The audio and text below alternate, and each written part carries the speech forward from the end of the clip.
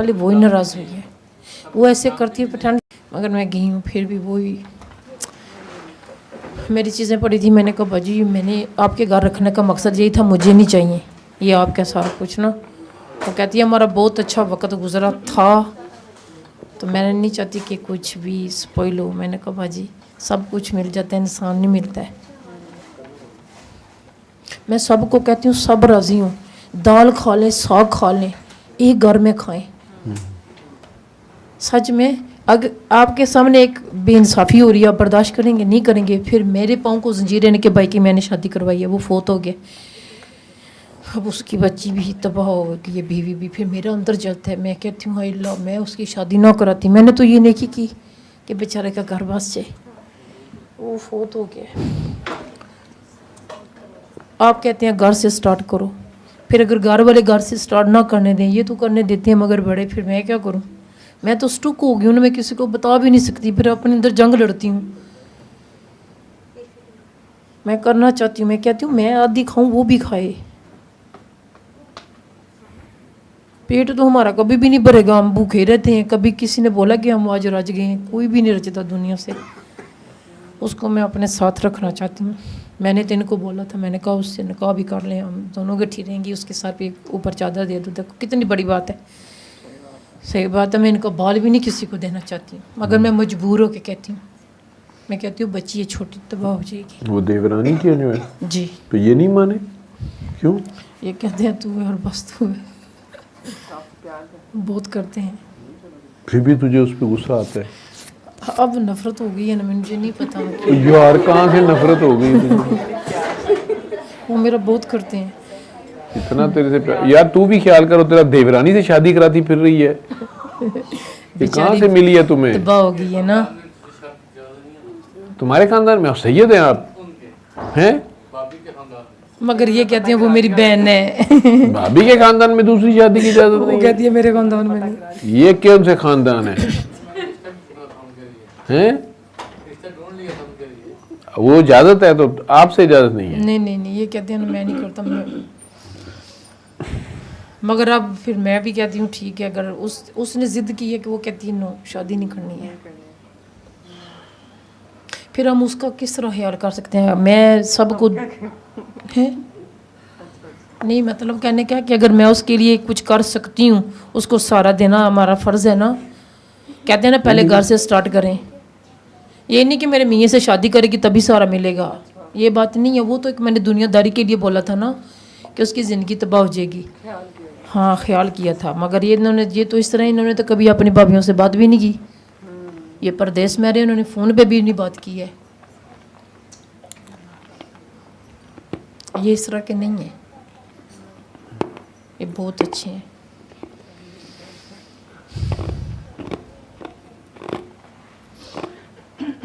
आपकी इनसे इंग्लैंड में शादी हुई थी?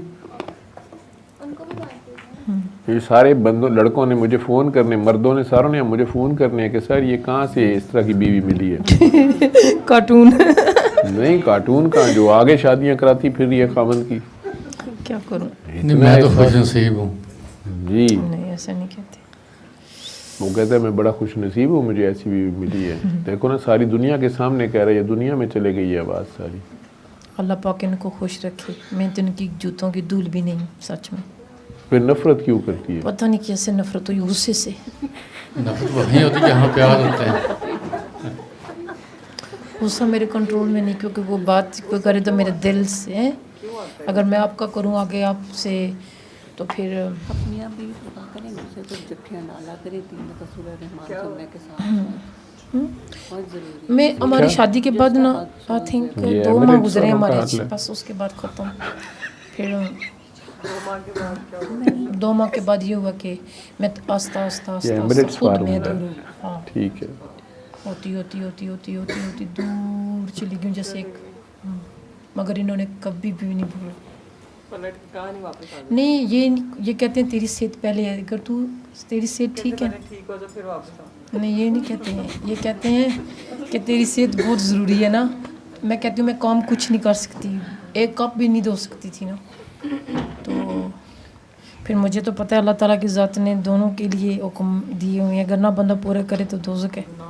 हाँ सच में। तो फिर मैं इनसे माफ़ी मांगती हूँ कि मैंने नाश्ता भी नहीं बना सका और उल्टा दूसरी जगह से आके मेरे लिए बना के रखते हैं। चलो फिर ये भी तो फंसे हुए हैं ना फैमिली की तरफ से। मैं अब यही चाहती हूँ कि इत्तेफाक हो रहे, प्यार से रहें, नहीं तो फिर वो कहते हैं ज़बरदस्ती का जो बंधन है ना वो ना रहे। मेरी सेहत ठीक हो जाए तो फिर मैं इनकी खिदमत करूँ इंशाल्लाह। इंशाल्लाह आप ठीक हो। आमीन। चलो बैठ जाओ आराम से। अल्लाह ताला आपको सेहत और ज़िंदगी दे बाबा जानी। मैं दिल की गहराइयों से आपके लिए दुआ करती हूँ कभी भी आपको कोई तकलीफ़ ना हो। आपकी वजह से बहुत दुनिया ठीक हुई है सच में। मैं कहती हूँ कि अनमोल तोहफे आप ज़िंदगी में, मेरे लिए तो अनमोल है। मुझे किसी और का नहीं पता। मैं जितनी भी आपकी ना तारीफ़ करूँ इज़्ज़त करूँ उतनी कम है। और मैं इतने वो कहते हैं जज्बे से आई थी, मुझे नहीं पता आपने मैसेज भेजा सैटरडे को होने का। और मैंने बोला अपने मेरे को अब भी चलो। मैं कहती थी अगर मैं ना मिली ना और मेरा आना इधर फजूल है। अल्लाह पाक आपको हमेशा हमेशा खुश रखे और ईमान की सलामती दे, आपके बच्चों को आपकी खुशियाँ नसीब करे। ये मेरी दिल की दुआ है। और सभी के लिए जो भी आए हैं वो अपने अल्लाह के हज़ूर झुके हैं तो अल्लाह पाक उनके दामन भरे खुशियों से कोई भी हाल इधर से ना जाए। ये मेरी गरीबनी की सब के लिए दुआ है, कोई भी मायूस होकर ना जाए। और जब मैं इधर नहीं होता मुझे दुआ में याद रखना। कोई बात नहीं मैं चल नहीं हूँ बलल नहीं हूँ मगर मैं बहुत सबिका करती हूँ। अगले हफ्ते पता नहीं मैं आ सकूँगी या ना, तो इंशाल्लाह जब भी आऊँगी ठीक हो। अल्लाह पाक आपको खुश रखे हमेशा। आपने बस मेरा आइंदा गुस्सा नहीं करना, रिएक्ट नहीं करना बस। मैं दुआ करती हूँ मुझे गुस्सा ना आए। जब गुस्सा आता है मेरे दिल की दिमाग की धड़कन एक हो जाती है थक थक थक। उस वक्त इमरान खान के लिए दुआ किया करो बस जब गुस्सा आ जाए। ठीक है मुझसे तो पता नहीं क्यों नहीं उसके लिए दुआ नहीं निकलती। उसके दुआ किया करो। उसके लिए अब दुआ किया करो इंशाल्लाह। अल्लाह पाक उसकी मंजिल आसान करे। वो भी अपनी माँ का बच्चा है, हम सब के लिए करते हैं, कोई भी है किसी के लिए बदुआ नहीं है मगर आंतें दे देती हैं खुद ब खुद।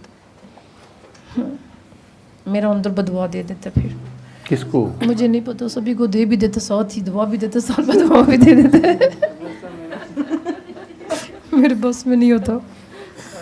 मैं कहती हूँ ना ये इसको होना है उसी वक्त हो जाता है। मैं कहती हूँ अल्लाह जी कभी भी ना हो कुछ। मगर जिस दिन से इनसे जुड़ी हूँ ना फिर मैंने प्यार से नहीं इनको नहीं कहूँ किसी को भी नहीं अब कहती।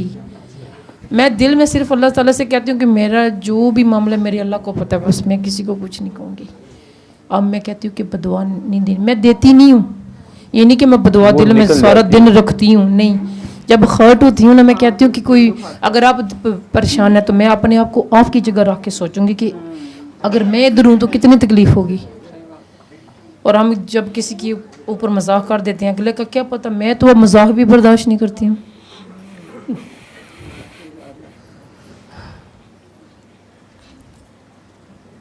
चल बैठ जा, सब ठीक हो गया इंशाल्लाह आमीन। हाँ, अब आइंदा नहीं गुस्सा करना, नफरत नहीं करनी। कभी भी नहीं करूँगी।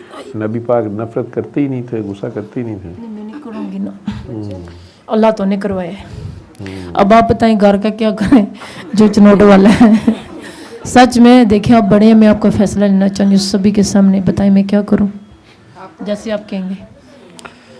वो शाह साहब को खुद ही फैसला करने दो, जो भी कर करना क्या जाना है निकल जाओ जिसमें जाना है।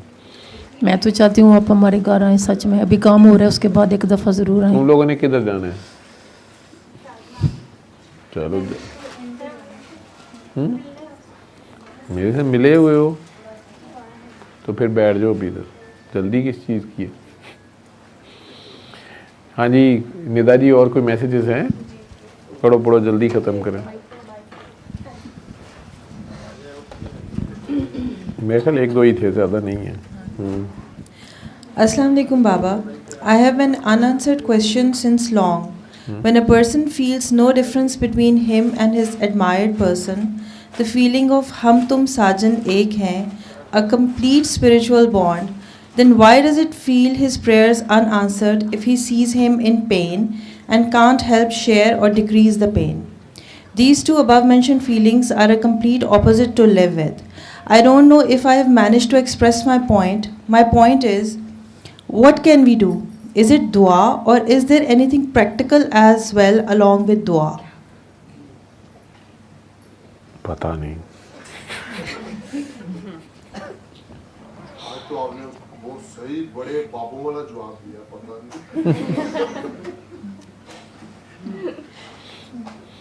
देख लो जैन ने आज मुझे सही बाबा बना दिया। नहीं मतलब वो जो बहुत नहीं, बाबे हो जाते हैं।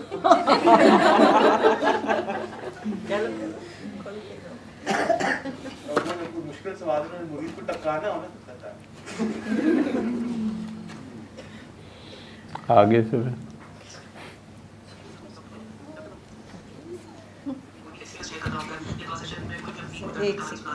लोग अस्सलाम वालेकुम डॉक्टर बाबा, आपके दुआ सेशन में जब भी कोई काका या काकी अपनी कोई भी एक्सपीरियंस शेयर कर रहा होता है या दुआ सेशन में कोई भी अपनी कोई दर्द भरी कहानी सुना रहा होता है, तो प्लीज जब वो बात कर रहा होता है दूसरा बंदा, तो प्लीज बीच में इंटरप्ट मत किया करें। मतलब कोई बंदा अगर माइक पर बात कर रहा होता है ना, तो आप बीच में दूसरी बात शुरू कर लेते हैं किसी दूसरे बंदे के साथ। मतलब जैसे अगर एक दफा आपके दुआ सेशन में एक काकी अपना एक्सपीरियंस बता रही थी, तो आप बीच में जो है किसी और काके के साथ बात करना शुरू हो गए थे, तो आप बीच में बात बहुत काटते हैं। जब आप बात कर रहे होते हैं तो किसी की हिम्मत नहीं होती कि वो आपकी बात काटे, सब आपको खामोशी से सुनते हैं। लेकिन जब कोई और माइक पर बात कर रहा होता है तो आप बीच में किसी दूसरे बंदे से बात करना शुरू कर देते हैं। इससे जो बंदा बात कर रहा होता है उसकी बात बीच में आधी रह जाती है और बीच में इंटरप्शन होती है। तो प्लीज काइंडली जब कोई और बात कर रहा होता है तो उसको बात करने दिया करें, बीच में आप इंटरप्ट ना किया करें। उसको ये नहीं पता ना, जब ये बात कर रहे होते हैं ना, उस वक्त दूसरे बंदे का काम हो रहा होता है। उसको पता होता तो वो उसको बेया होगा ना, हुआ उसको नहीं पता। उसको ये नहीं पता ना कि ये काम कर रहे होते हैं बंदे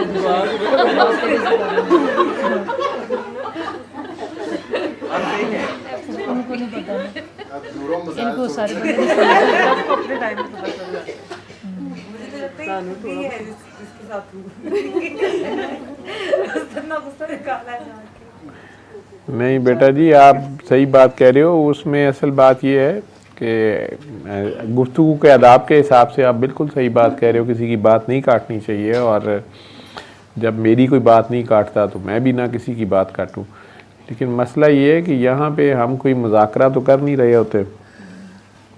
ये वो जो मैं बात काटता हूँ किसी की, या बात किसी दूसरे से शुरू कर देता हूँ और उसकी बात को बीच में रहने देता हूँ, तो आप इसको ऐसे समझ लो कि वो आप तो मज़ा ले रहे हो, तो घर बैठे आपको बड़ा इंटरेस्ट होता है, लेकिन आप में से कईयों को घर बैठे धमाल पड़ जाती है, कईयों को इधर मौत पड़ रही होती है। मुझे पता होता है ना, आज भी ये हुआ है, ठीक है। तो वो बीच में डोज ज़्यादा हो रही थी, किसी दूसरे के लिए वो कम, किसी की ज़्यादा। अगला तो अपना दर्द लाप रहा होता है, ठीक है। तो ये मेरे पास ही मिसाल बैठी है भी आज। तो वो मेरी मजबूरी थी उस वक़्त, वो काका जो आया था इरफान, तो वो भी, और एक केस और भी को बीच में जब था, तो मैंने कहा ठीक है, अब जो मरते हैं मरे, बाद में इनको सीधा करने की कोशिश करेंगे। फ़िलहाल वो बेचारा तो आ ही गया, तो उसके साथ बात करनी ज़रूरी थी। तो वो मकसद ये होता है, साथ ये मुझे खुद होश में बैठना पड़ता है, ध्यान करना पड़ता है कि क्या हो रहा है इर्द गिर्द। और फिर ऑनलाइन जो लोग बैठे होते हैं, तो हर बंदा जो होता है उसके लिए दर्द की फ्रीक्वेंसी, दर्द को बर्दाश्त करना, दर्द एब्जॉर्ब करना, वो डिफरेंट कैपेसिटी होती है।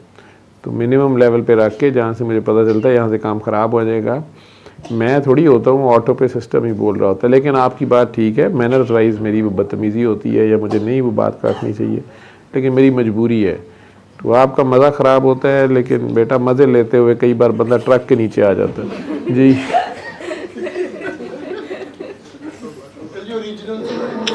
मैं आपको प्रॉपर 6-7 महीने से फॉलो कर रहा हूँ, सिंपल हमारे सुनिए। ठीक है, और वाइफ ये बंद ये क्या है भाई, साल क्या कह रहे हो? ये क्या है? ये वो ओरिजिनल आपने कहा था ना, मैं सुनूंगा तो फिर वो लगाई थी। वो जो 21 मिनट की थी, नहीं नहीं, वो 3 मिनट की HIV वाली। हाँ जी, HIV। इसमें शोर बड़ा था। सर वो मैंने आपको दोबारा भेजी थी इन्हीं मैसेजेस के साथ ना, उसके ऊपर कि आप उसको दोबारा सुन लें। उसमें नाम और वो कुछ नहीं है, लेकिन ये है कि आवाज़ ठीक है लेकिन पीछे शोर ज़्यादा है, तो जब कन्वर्ट किया तो फिर ज़्यादा शोर हो गया। उसकी शादी हो जाए उसे कहूँगा अपने HIV की अपने क्लिप के साथ, वो रिपोर्टों के साथ खुद ही आ जाए। कहता तो था, वादा तो उसने यही किया था, मैं खुद सबके सामने टेस्टिमनी दे दूंगा। अच्छा जी सर, बस फिर इंडिया वाली वो टेस्टिमनी रह गई है, वो प्ले कर दो। वो कर ली, बना दी है आपने? जी चले प्ले कर दें, उनकी क्या है। अस्सलाम वालेकुम, मैं इंडिया से हूँ।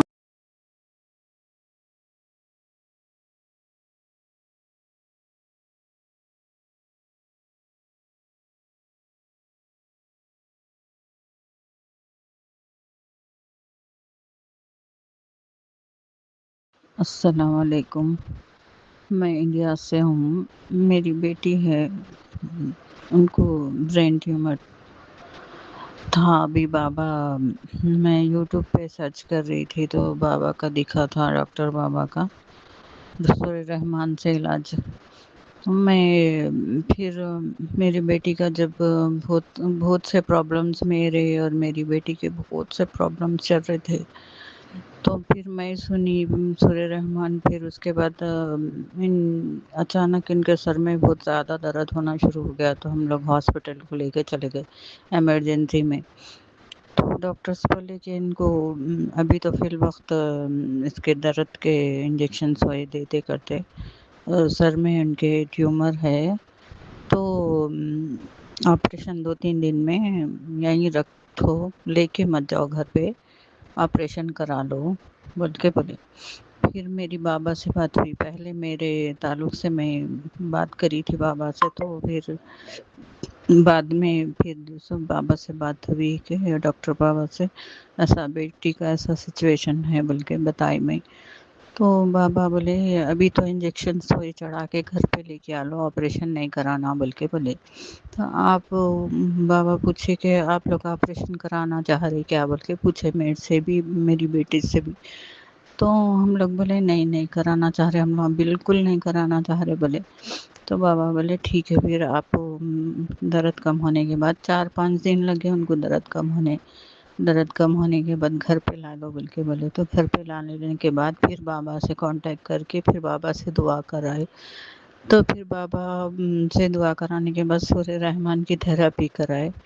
फिर थोड़े बिल्कुल उनकी हालत कैसी थी बोले तो दरवाज़ा बंद करके अंदर रखते थे उनको, एक भी आवाज़ आई तो उनके बहुत सर में दर्द होता था।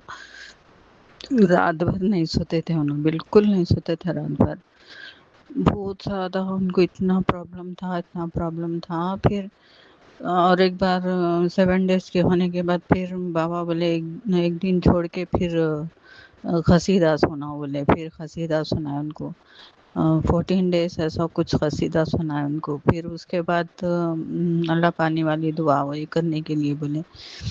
फिर उसके बाद जैसे टैबलेट पे आ गए, उन्होंने टैबलेट्स खाते हैं। अब वो कभी बहुत रेयर, अब बिल्कुल 4 साल की पहले की बात है ये, अब वो बिल्कुल रेयर उन्होंने एक आध टैबलेट कभी खा लेते, बस ख़त्म, ऐसे ही है।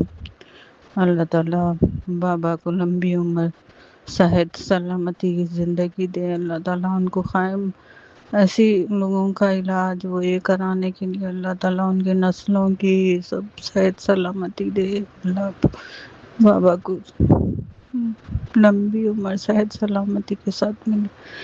हम लोग इतने परेशान थे, इतने परेशान थे। अब 4 साल हो गए अल्हम्दुलिल्लाह। कभी रेर, कभी कभी कैप्सूल खाना पड़ता उनको, थोड़ा सर में दर्द हुआ तो मैं पहले की फ़ोटो और अब की फ़ोटो 2 भी भेजती हूँ, आप लोग देख लीजिए। बिल्कुल अब दवाइयाँ तो बहुत कम, कभी ज़्यादा उनको कुछ टेंशन हुआ। अब उन्हों वहाँ पर डाइटेशन का कोर्स भी करे, उसके बाद से कम होने के बाद PG करे, डाइटेशन का कोर्स करे और इंटर्नशिप भी करे। अल्हम्दुलिल्लाह अल्हम्दुलिल्लाह। अभी हम लोग उनके शादी के लिए भी देख रहे, अब शादी भी करना है बल्कि अब देख रहे शादी के लिए भी। अल्हम्दुलिल्लाह अल्लाह ताला बाबा की नस्लों की खैर, बाबा की नस्लों की खैर, बाबा की नस्लों की खैर।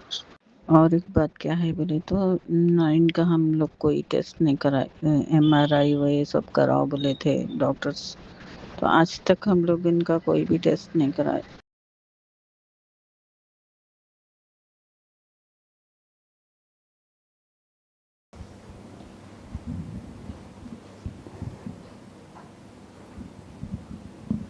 अस्सलाम वालेकुम। वालेकुम सलाम। अपना तारुफ कराएं, सबको बताएं। मेरा नाम फरजाना है और मुझे भी ब्रेन ट्यूमर था।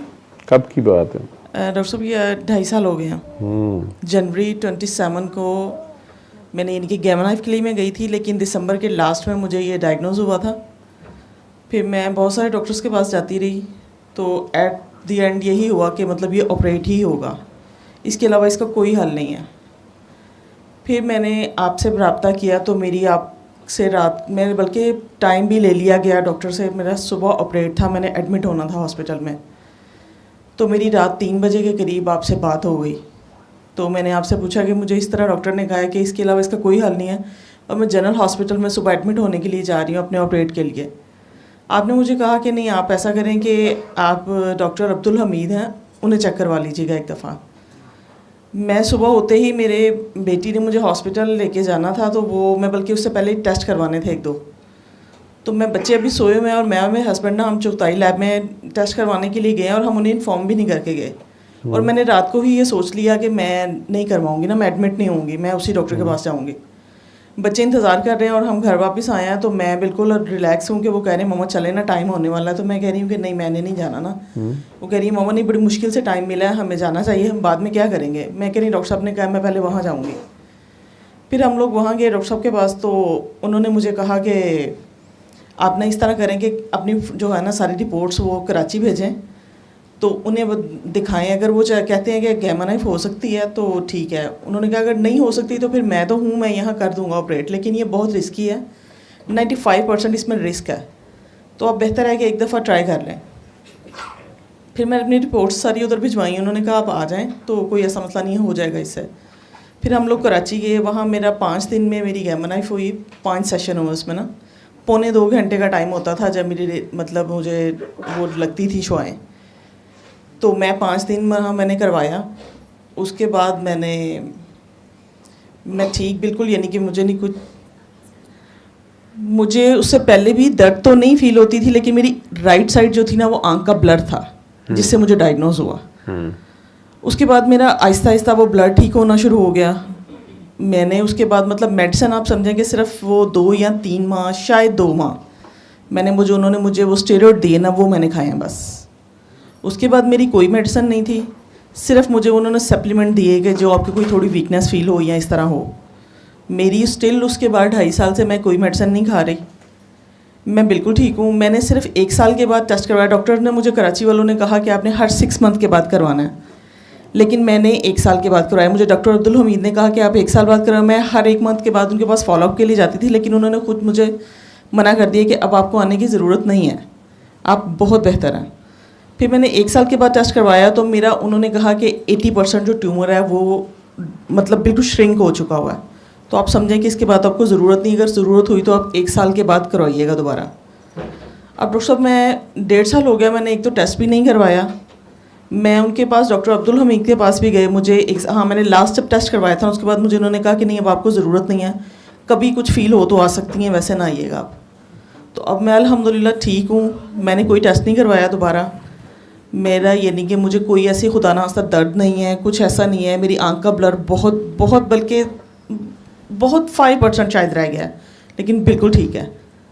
तो मैं अल्हम्दुलिल्लाह मतलब कोई मेडिसिन पे नहीं हूँ, मैं सब ठीक हूँ, मैं बिल्कुल, मेरा सब ठीक है। वो डॉक्टर अब्दुल हमीद साहब को बताया आपने, शुक्रिया अदा किया उनका? जी डॉक्टर साहब, मैं उनके पास गई थी, उसके बाद भी 1 दफ़ा गई थी, लेकिन उन्होंने फिर मुझे खुद कहा कि अब आप ना आया करें, अब अगर आपको ज़रूरत किसी कभी फील हो तो फिर आइएगा। मैं उनसे खुद कभी नहीं मिला हुआ। ये बच्चा जो इधर बैठा होता है लंबा सा, जिसको अम्मी ने उठाया, इसको बचपन में इसको बायलैटरल सिस्ट हैं ब्रेन में इसके, तो इसको मिर्गी के दौरे भी पड़ते हैं, पैदाइशी तौर पे इसका मसला था। तो इसको डॉक्टर्स ने, सारे डॉक्टर्स ने उन्हें कहा कि ऑपरेट कराना, लेकिन ये फिर बेड पे रहेगा और सारी उम्र पैरालाइज रहेगा। उनकी बहुत डीप सीडेड थी और बहुत ज़्यादा हैं बायलैटरल दोनों तरफ। तो वो अब्दुल हमीद साहब वाहिद बंदे हैं जिन्होंने कहा कि मेरी राय माने तो इसे ऑपरेट ना करें। खुद वो न्यूरो सर्जन है, प्रोफेसर है न्यूरो सर्जरी के, मुझे भी उन्होंने यही कहा। तो आज उस बच्चे की 24-25 साल उम्र होगी, माशाल्लाह चलता फिरता तो है ना। एपिलेप्सी कभी कभार से होती है, वो भी जिस वक्त तो ज़्यादा अटैच था अपने घर में। तो मेरा वो उनसे पहला तारुफ इस पेशेंट की वजह से हुआ था, सुना मैंने इनसे, तो मुझे बड़ा फेयर सर्जन लगा। उसके बाद आपको और भी कुछ पेशेंट्स को मैं कभी कभार भेजता हूँ अगर मैंने भेजना हो न्यूरो सर्जरी के। तो आपको तो फिर सूरत रहमान से तो ना ठीक, अब तो गैमा नाइफ से ठीक हुई ना? डॉक्टर साहब मैं सूरत रहमान का मेरा एक्सपीरियंस मेरा एक दफ़ा नहीं 2-3 दफ़ा का है। मेरा बेटा जो मेरे साथ आया इसका एक्सीडेंट था आज से सबसे पहले तो इसका हुआ था, सबसे पहले इसका हुआ। सूरत रहमान मैंने भी सुनी है। मेरा सबसे पहले इस बेटे का जब हुआ है, ये तकरीबन 5-6 साल की बात होगी, इसका एक्सीडेंट हुआ और इसके एक्सीडेंट में इसको यानी कि इसकी मेमोरी बिल्कुल लॉस हो गई कि ये बिल्कुल पहचान नहीं सकता था अपना नाम, हमें किसी भी चीज़ को।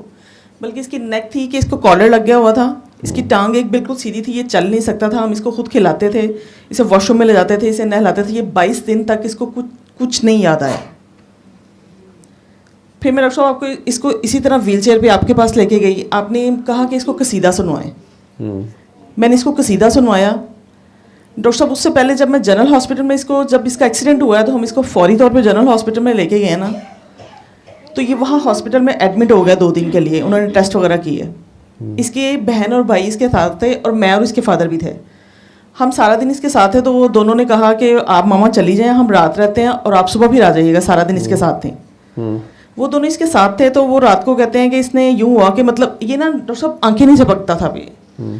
उन्होंने डॉक्टर ने ड्रॉप्स भी लिख के दिए, इस तरह का कुछ नहीं, मतलब ये बिल्कुल उसी तरह ही था। इसने ना उनसे कहा कि मेरे बेटे और बेटी को पता था कि ये सबसे पहले ना 7 साल की उम्र थी जब इसकी तबीयत ख़राब हुई है, जब इसको एकदम से ये सोया उठा और डरा है। और फर्स्ट टाइम मैं उस टाइम आपके पास लेके आई थी। अब बहुत सारे लोगों ने कहा इस पर जादू हुआ, इस पर इस तरह है, इस तरह। ये अपने घर नहीं जाता था, चीखता था, चिल्लाता था कि मुझे वापस ले आएँ। घर से बाहर रहता था। 10-12 दिन के लिए मैं अपनी अम्मी की तरफ भी रही, लेकिन ये कभी अपने घर की तरफ नहीं जाता था। लेकिन आपने कहा कि हम दोनों ने सूरत रहमान सुनी है, मैं और मेरे मियां ने, हम दोनों ने सुनी। अल्हम्दुलिल्लाह ये 7 दिन के बाद ये बिल्कुल ठीक हो गया। किसी किस्म की इसको कोई नहीं। इसके बाद उसने हिफ्स किया। ये 5 क्लास में था उस वक्त। इसने कहा कि मैंने हिफ्स करना है। इसने माशाल्लाह 9 महीने और 4 दिन में यानी कि इसने पूरा हिफ्स किया कुरान पाक। उसके बाद ये ठीक रहा, बिल्कुल ठीक रहा। लेकिन जब एक्सीडेंट इसका हुआ ना, उसके बाद फिर इसकी ये पोजीशन हो गई। फिर इसने जब हॉस्पिटल में था ना, तो इसने अपने भाई को कहा, उन्होंने बच्चों को पता था कि ये सूरत रहमान से ठीक हुआ पहले, तो उन्होंने इसके पास सूरत रहमान लगा दी। जब भी इन्होंने सूरत रहमान लगाई ना, तो ये फ़ौरन एकदम से ना इसके मतलब बहुत ज़्यादा इसके ये ना तैश में आना शुरू हो गया कि इसको फ़ौरन कह के बंद करो, ये क्या कर रहे हो आप। उन्होंने बड़ी स्लो आवाज़ में भी की, लेकिन फिर ये इसी तरह ही करे। आखिर उन्होंने बंद कर दी। इसने ना अपने भाई से कहा कि तुम्हें पता चल रहा है, सामने वाले बेड इसके सारे खाली थे, सिर्फ ये अकेला था उधर और इसका बहन और भाई थी। तो इसने ना अपने भाई को इशारा करके कहा कि तुम सामने देख रहे हो एक बाबा जी बैठे हुए हैं और वो जंजीरों में जकड़े हुए हैं, वो कह रहे हैं मुझे खोल दो, तो तुम इसे जाके खोलो ना। उसने कहा कि मुझे नहीं नज़र आ रहे। फिर इसने उसको कहा, हालांकि वो ये पहचान नहीं रहा था उस वक्त, कुछ नहीं पता था इसको। इसने ये कहा कि तुम ऐसे करो कि बाहर जाके ना किसी को 2 सेब दे के आओ। रात तकरीबन 1-1:30 बजे का टाइम था। तो बच्चों ने मुझे फ़ोन किया कि मामा ये इस तरह कर रहा है, मैंने सूरत रहमान लगाई है, इस तरह कर रहा है, अब मैं क्या करूँ। इत्तेफाक से ना इसके पास जो चीज़ें पड़ी हुई थी ना हॉस्पिटल में, उसमें सेब भी थे और 2 ही थे मेरे पास। मैंने उनसे कहा 2 सेब पड़े हुए। मैं क्या सनाना आप जाओ, इसके बड़े भाई का नाम है, मैं क्या बाहर किसी को देखो दे आओ उनको ना। कहता है मामा मैं बाहर गया हूँ तो एक बाबा जी हैं, तो वो ना मास्क लगा के बैठे हुए हैं। तो मैं उनके पास गया हूँ, मैंने उनसे जाके कहा कि इस तरह मेरे भाई की तबीयत इस तरह ख़राब है, आप ये सेब रख लें और आप दुआ कीजिएगा। कहता है कि मैंने उनसे ये बात कही है ना, तो उन्होंने मुझे आगे से ये कहा है कि मैं अभी घर जाके ना बीबी फातिमा के नाम के नफल पढ़ूंगा और मैं तुम्हारे भाई के लिए दुआ करूंगा। कहते मैं कह के ना ये दे के मामा उठाऊँ, तो मैं जब वापस अभी अंदर तक नहीं गया तो मैंने पीछे मुड़ के देखा है तो वो बाबा जी नहीं है वहाँ। तो मैं बहुत हैरान हुआ हूँ, लेकिन मैं घर आ गया हूँ, वापस इसके पास आके बैठा हूँ। फिर इसने कुछ नहीं कहा हमें। सुबह हुई, फिर हम आपके पास इसको लेके आए। फिर आपने कहा इसको कसीदा सुनवाएं। आपने कहा इसको बाबा मौजूद रहे और बीबिया पाक दमन लेके जाना है। हम इसको एक दफ़ा लेके गए तो इसकी व्हील चेयर पर थी, ये आगे तक बीबिया पाक दमन ज़्यादा आगे तक नहीं गया। लेकिन दूसरे दरबार पे बाबा मौजूद रहे, ये उधर गया है। दूसरी दफ़ा जब हम इसको लेके गए ना, हम इसको उठा के लेके गए कि ये व्हील पे चेयर पे था, ये चल ही नहीं सकता था। इसको उठा के लेके गए ये दरबार पे। जब बाबा मौजूद रहे हम पहुँचे हैं ना, तो ये दरबार पे खड़ा हो गया ना, तो डॉक्टर साहब इसने अंदर जाने से पहले इसने कहा कि मैंने वज़ू करना। तो इसकी टांग बेंड नहीं होती थी कि मतलब हम इसको उठा के वॉशरूम में ले जाते थे, लेकिन ये जब भी वज़ू करने के लिए गया ना, इसकी हल्की हल्की टांग खुद ही बेंड करनी शुरू कर दी। इसने वज़ू किया, इसके बाद ये अंदर आया, आके इनकी तुरबत पे ना उधर खड़े होके ना इसने सर झुकाया। 15 से 20 मिनट तक ना ये रोता रहा वहाँ। जो ही इसने सर उठाया ना, तो हम सब इसके पास थे, मैं थे, इसके फादर थे, इसकी बहन, इसके भाई, सब थे। इसने रोते हुए ना हम सबको पहचान लिया। वो 22 दिन के बाद इसने वो हमारे पास था कि हम सब खुद सीखने लग गए कि मतलब ये हमारे साथ बहुत बड़ा मौजज़ा हुआ है। तो इसने सबको पहचाना, सबको इसने देखा, हम सबसे गले मिला सब ने। फिर इसने पाँव इकट्ठे करके ज़मीन पे बैठा रहा बड़ी देर तक वहाँ। फिर इसने कहा मैं जमात के साथ नमाज़ पढ़नी है, मस्जिद में अजान हुई, ये नमाज़ पढ़ने के लिए गया। इसने अपना कॉलर उतारा, इसने अपने पाँव से चल के गया, सब ठीक हुआ।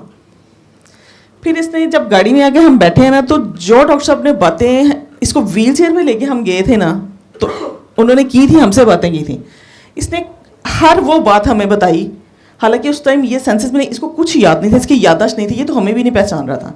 तो इसने ये वो बातें, सारी बातें हमसे की कि ये इस तरह करना चाहिए, ऐसा होता है, डॉक्टर साहब ने ये कहा है, इस तरह। इसने हर एक बात लफ्ज़ ब लफ्ज़ वो बात हमें सुनाई।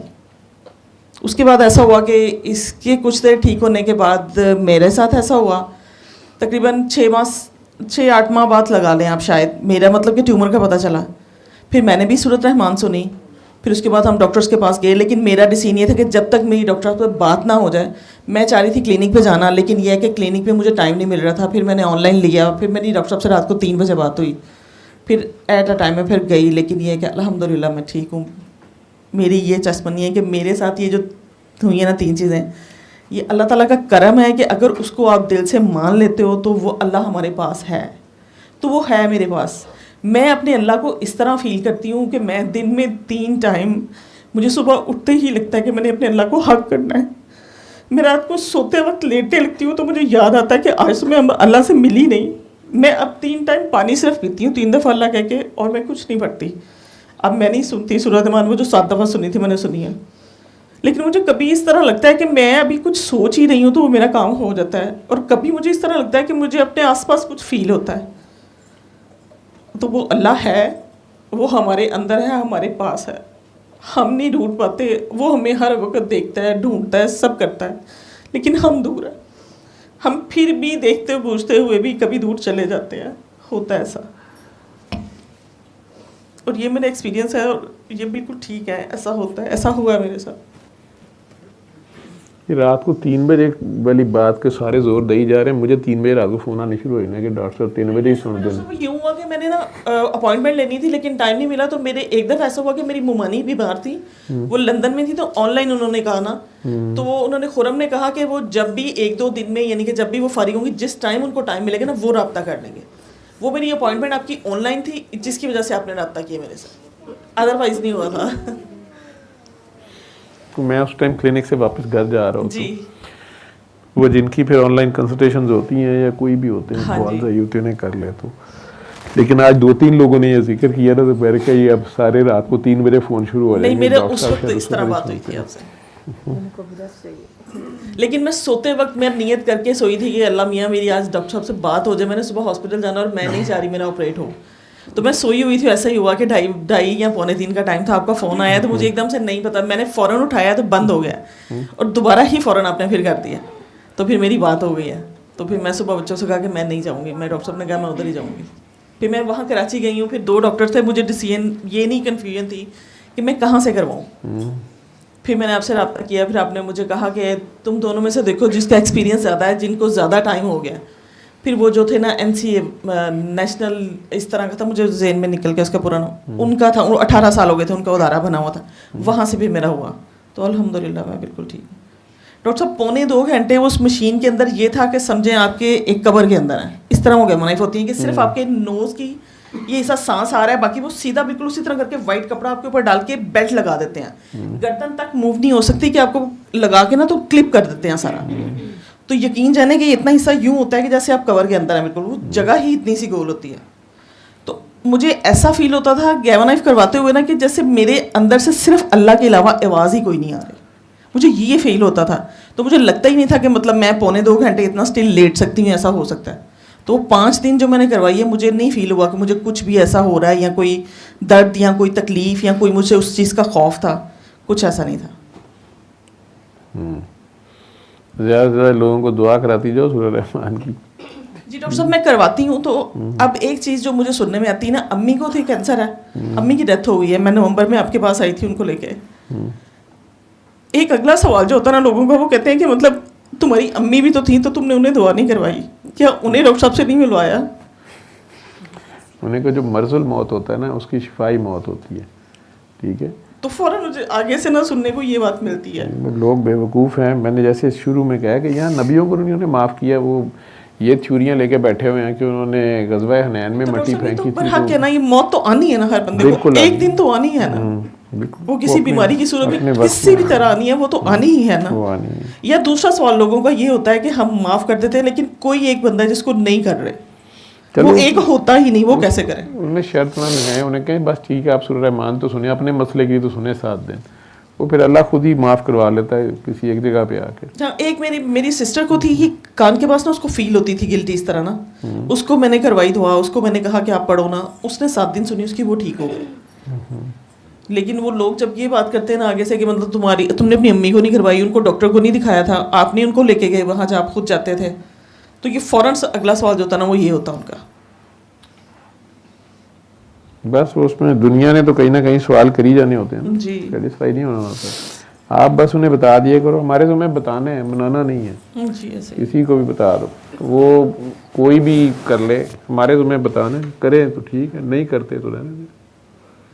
तो डॉक्टर साहब अब मेरे साथ यूँ होता है कि मतलब ये नहीं कि स्पेशली, मतलब कभी होता है कि मैं ऐसे ही मेरे ज़हन में कोई बात आ जाएगी नहीं या कोई चीज़ आ जाएगी ना, तो मेरे फ़ौरन ही ऐसे होता है जैसे मेरे जिस्म में दर्द शुरू हो जाती है, किसी गुस्से की या किसी की सोच की, किसी के लिए हो जाए ना मेरे कंधों पे। अब ये 2 दिन से हो रहा है, हालांकि अभी मैं सोच रही हूँ कि मैं कोई ऐसी बात कर नहीं रही, हो नहीं रहा, लेकिन मेरे कंधे जो है ना वो इतने ज़्यादा खिंचे। अब मैं यहाँ आई ना, घर से निकली हूँ तो मेरी बहुत तबीयत ख़राब थी, तो आपके सामने तो मिसाल है। तो डॉक्टर साहब मैं जब से यहाँ बैठी हूँ ना मुझे नहीं दर्द फील ही नहीं हो रही। मैं इनसे कह रही हूँ कि मैं अपने हस्बैंड से कह रही हूँ कि मैं जाऊँगी तो मैं रात सारी कैसे बैठूंगी ना, तो मुझे यहाँ आके फील ही नहीं हो रहा कि मुझे दर्द हुई भी थी।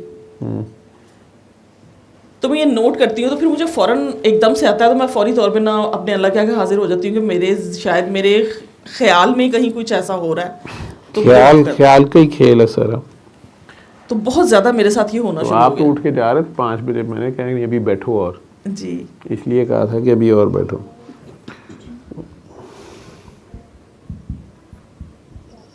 डॉक्टर साहब लेकिन जो कोई जुड़ गया ना, ये बहुत प्यारा सफ़र है। अल्लाह की पहचान हो जाना, मैं कहती हूँ कि इंसान जिंदगी जीता है। वो कह रहा है जिन्होंने यहाँ देखा है ना वही वहाँ देखेंगे, फिर जिंदगी जीता है। जो यहाँ अंधे रहे वो वहाँ भी अंधे ही रहेंगे। वो आपके अंदर आपके साथ होता है, हर वक्त होता है, ऐसे ही बाहर भी होता है, सिर्फ अंदर वाला नहीं होता, बाहर भी होता है, जगह जगह मिलता है आपको। जब वो कह रहा है कि जब ये फंसा होता है तो उठते बैठते लेटते जागते सोते हर वक्त मुझे पुकारता है, लेकिन जब ये निकल जाता है उस मुसीबत से तो फिर मेरे पास से यूं गुजरता है जैसे कोई जानता ही नहीं। मतलब निकल गया तो पहचानते नहीं, यूं जा रहे हैं जैसे जानते नहीं। वो ये बात है, तो उसको याद रखना, उसको हर वक्त साथ रखना, एहसास खुदाबंदी में रहना, हर वक्त खौफ खुदा में रहना। कोशिश करती हूँ डॉक्टर साहब के पढ़ी है, लेकिन ये होता है कि मेरे से 5 नहीं पढ़ी जाती। रमज़ान में हुआ है लेकिन 5 फिर भी नहीं हो सके। अब मैं कुरान पाक पढ़ती थी ना रमज़ान में, मुझे बड़ा अच्छा, मुझे पूरा पढ़ा गया, लेकिन अब मैं पढ़ती हूँ तो मुझे लगता है एकदम से मेरे सर में इतनी शदीद दर्द शुरू हो जाती है। तो उस पर अमल करो। रात में सूरत यासीन पढ़ी है बस, वो भी अपनी अम्मी के लिए। मुझे एकदम ना 8 दिन हो गए ख्वाब में इसी तरह ही आ रही हैं वो बार बार ना, तो मैं कह रही हूँ शायद मैं उन्हें कुछ भेज ही नहीं रही कि हमारा भी तो औलाद होते फ़र्ज है। मैं कल 2 दफ़ा यासीन सूरत पढ़ी, लेकिन रात मेरे सर में बहुत शदीद दर्द शुरू हो। सूरह यासीन नहीं उन्हें भेजनी, सूरह यासीन में जो हुक्म है वो पूरे करवाएं। हाँ वही कहना, मैं पढ़ा तो मुझे बहुत किसी अब वो बेचारी तो सूरह यासीन पढ़ने से रही होता, तो या उसमें हुक्म पूरे करने से रही। तो आप यहाँ पे किसी भूखे को खाना खिलाया करें, किसी को कपड़े ले दिया करें, किसी को जूते ले दिया करें। मैं अम्मी जी ने नाराज़ हो गए, आप बहुत कम आते हैं उन्हें, तो कुछ दिन पहले वो अपना शेयर करती हैं। हम भाई रात को डिस्कस कर रहे थे आपस में, जो हमारी अपनी फैमिली की बरादरी हमारी काफ़ी बड़ी है, तो उसमें कोई बात हो रही थी ऐसे ही एक दूसरे की हेल्प करने की। तो उसमें एक दूसरे के साथ नोट्स हम एक्सचेंज कर लेते हैं। कई लोगों को आदत बन जाती है ना, तो वो अम्मी से हमने सीखा है। फिर बाबा जी ने ये सिखाया। तो उन्होंने कहा काका बाबा, लोगों को पैसे देना, लोगों की इमदादी मदद करना, ये वजीफ़े नहीं लगाने कि वो उसको फॉर ग्रांटेड लेके मुझे हर महीने मिलने ही मिलने हैं या मैंने करने ही करने। ये भिखारी बनाओगे और अपने चक्कर में डाल दोगे, कल तुम मर जाओगे तो कौन देगा इन्हें, फिर ये किसी और के दरवाजे पे पहुंच जाएंगे। तो एक आध बार किसी की हेल्प करो, उसको उसके पाँव में खड़ा होने की मदद करो, उसमें हेल्प करो, फिर उसे कहो भाई मैं भी उससे मांगता हूँ, तू भी अब उससे मांग। तो वो अपनी एफर्ट करे, तो उसको अल्लाह के चक्कर में डालना, अपने चक्कर में नहीं डालना। सॉरी। इसी तरह अम्मी जी ने बेवकी तो काटी है, लेकिन उन्होंने अल्लाह का लाख लाख शुक्र है कि कभी हमें देने वाला हाथ ही रखा है हमें उसने। वो हम आपस में डिस्कस कर रहे थे, उसमें एक दो की रिजर्वेशन थी कि यार ये बंदा जो है ये इसी तरह कर रहा है, कभी तुम्हारे पास आ जाता है, कभी मेरे पास आ जाता है, तो ये जान के करता है। तो हम एक दूसरे को बता भी देते हैं, पूछ लेते हैं। उसमें एक दूसरे को समझा भी रहे थे या शेयर कर रहे थे फ़ोन पे, ग्रुप कॉल जैसी होती है। तो उसमें मैं उन्हें बता रहा था कि अम्मी जी का जिक्र आया, तो उसमें लर्निंग वाइज मैंने कहा था कि मैं अम्मी से बहुत कुछ सीखा है। एक राजदारी भी इसमें शर्त होती है। उन्होंने किसी और बेवा की हेल्प की या कर रही थी, वो हमें नहीं पता होता, लेकिन उन्होंने मेरी किसी कज़न की, क्योंकि वो दूसरे शहर में थी, तो वो भी यही काम करते हैं, बल्कि उन्होंने उनके ज़ुम्मे को लगाया कि ये काम कर देना। उनसे ज़रा सी कोताही होगी, उन्होंने उनके करीबी किसी अजीज़ को जाके दे दी कि जी ये आप उधर पहुँचा दें। वो करीबी अजीज़ ने जाके उनकी क्लास ले ली कि तुम, बरादरी होती है ना, शरीका बरादरी। तो वो बेचारी का अम्मी को फ़ोन आया कि जी आप आइंदा मेरी ना हेल्प कीजिएगा, मेरी फ़लाँ भाईजान ने बड़ी बेइज्जती की है, ये किया वो किया। अम्मी जी को पता चल गया, अम्मी को बहुत अफसोस, मेरे साथ मतलब पुरानी बात है, तो मुझे याद है, मुझे कहें कि ये मेरे से गलती होगी, मुझे थर्ड पार्टी को बीच में शामिल ही नहीं करना था। तो वो, लेकिन मैं, वो इतना समझदार है, ये है वो है। तो मुझे फ़र्स्ट टाइम पता चला कि अम्मी ऐसे कर भी रही थी, ये ऐसे हो रहा था। लेकिन इसी तरह वो कई बार शेयर खुद कर लेती हैं, ख्वाब आ जाती है उन्हें कभी कभार। वो बता रही थी मुझे कि जैसे ईद पे वो अब्बा जी का था स्टाइल, मेरे वालिद साहब का, कि वो ईद पे ना पूरे ख़ानदान में बहुत ज़्यादा करीबी फैमिली जो थी, वो सब ख़वातीन को कपड़े और जूते और वो ये वो करते थे। तो अम्मी उसको निभा तो नहीं सकती थी वालिद साहब के जाने के बाद, बहरहाल। लेकिन जो ही अल्लाह ने थोड़ा ठीक किया, तो वो फैमिली में तो उस तरह नहीं। अब्बा जी तो फिर जो अमीर भी होते थे या जो कोई भी होते थे, सारों को एज ए एल्डर बड़े थे, चाचा जी सारों के थे, तो वो फिर सारों के साथ ही करते थे। बच्चा पार्टी सारी उनके साथ, जो उनके दौर के बच्चा पार्टी थे, हमारे से तो बड़ी थे सारे। लेकिन अम्मी जी मुझे बता रही थी कि मैं इसी तरह फ़लाँ से मुझे गुस्सा चढ़ गया किसी ईद पे, कि उसने आगे, अम्मी राजदारी पे बड़ा ज़ोर होता है उनका, उन्होंने किसी को कुछ लेके दिया या पता नहीं क्या किया होगा, उन खातून ने दूसरी खातून को चिढ़ाया कि मेरे तो बच्चों को भी उन्होंने लेके दिए या कुछ ऐसे दिए। ज़ाहिरी बात है, दूसरी ने अम्मी जी से गिला कर दिया कि आपने मेरे बच्चों को दिया। अम्मी को कहीं चढ़ गई, तब गुस्सा भी आ जाता है। तो वो बता रही थी कि अल्लाह इस तरह मेरे से लेता है काम, ये वो कुछ साल पहले का मेरे से शेयर कर रही थी, ख्वाबों की बात हो रही थी। क्योंकि मैं यूजुअली ख्वाबों पे उनके सामने फ़ोन सुन रहा होता हूँ कई बार, तो मैं ख्वाब को स्नब कर देता हूँ या किसी को। मुझे कहती जावेद कुछ ख्वाब ठीक भी थे होंगे ने, मेरा ख्वाब थे। मैं क्या मेरी बात ये कि आपका कोई और हिसाब है, हर बंदे का ये हिसाब नहीं है। तो मुझे मिसालें देना शुरू हो गई कि इस तरह मुझे गुस्सा आ गया था, तो छोटी ईद आ गई, तो मैंने सोचा कि मैंने कोई बच्चों किसी को भी नहीं लेके नहीं देने, बस बड़ों को भेज दूंगी। और ये तो उसमें कहती हैं कि मैं सोई हुई थी, तो मेरा एक भाई था खालिद से छोटा, उसकी डेथ हो गई थी, 20-22 दिन का ही था, खालिक नाम था उसका। तो कहती मैंने एकदम तुम्हारे अबू ख्वाब में देखा और ना उनकी बैक पे वो भी ऐसे ही है कि फौत हो गए हुए हैं, वाइट शीट पड़ी हुई है लेकिन बैक नंगी है और बैक के साथ ना उनको बिल्कुल खालिक चिपका हुआ है पीछे से। मैंने हंस के कहा अम्मी देखें ना आप ख्वाबों का, अब मुझे बताएं कि अगर उसने अब्बा जी के चिपका हुआ था, आपने बस कोई बच्चा होगा ना, आपने खालिक कैसे, आपने कौन सा चेहरा देखा है। और 20-22 दिन वो ज़िंदा रहा और कोई 50 साल पुरानी बात है, तो आप कौन सा याद है, तो आपने अंदाज़ा लगा लिया है खालिक का। कहने वाह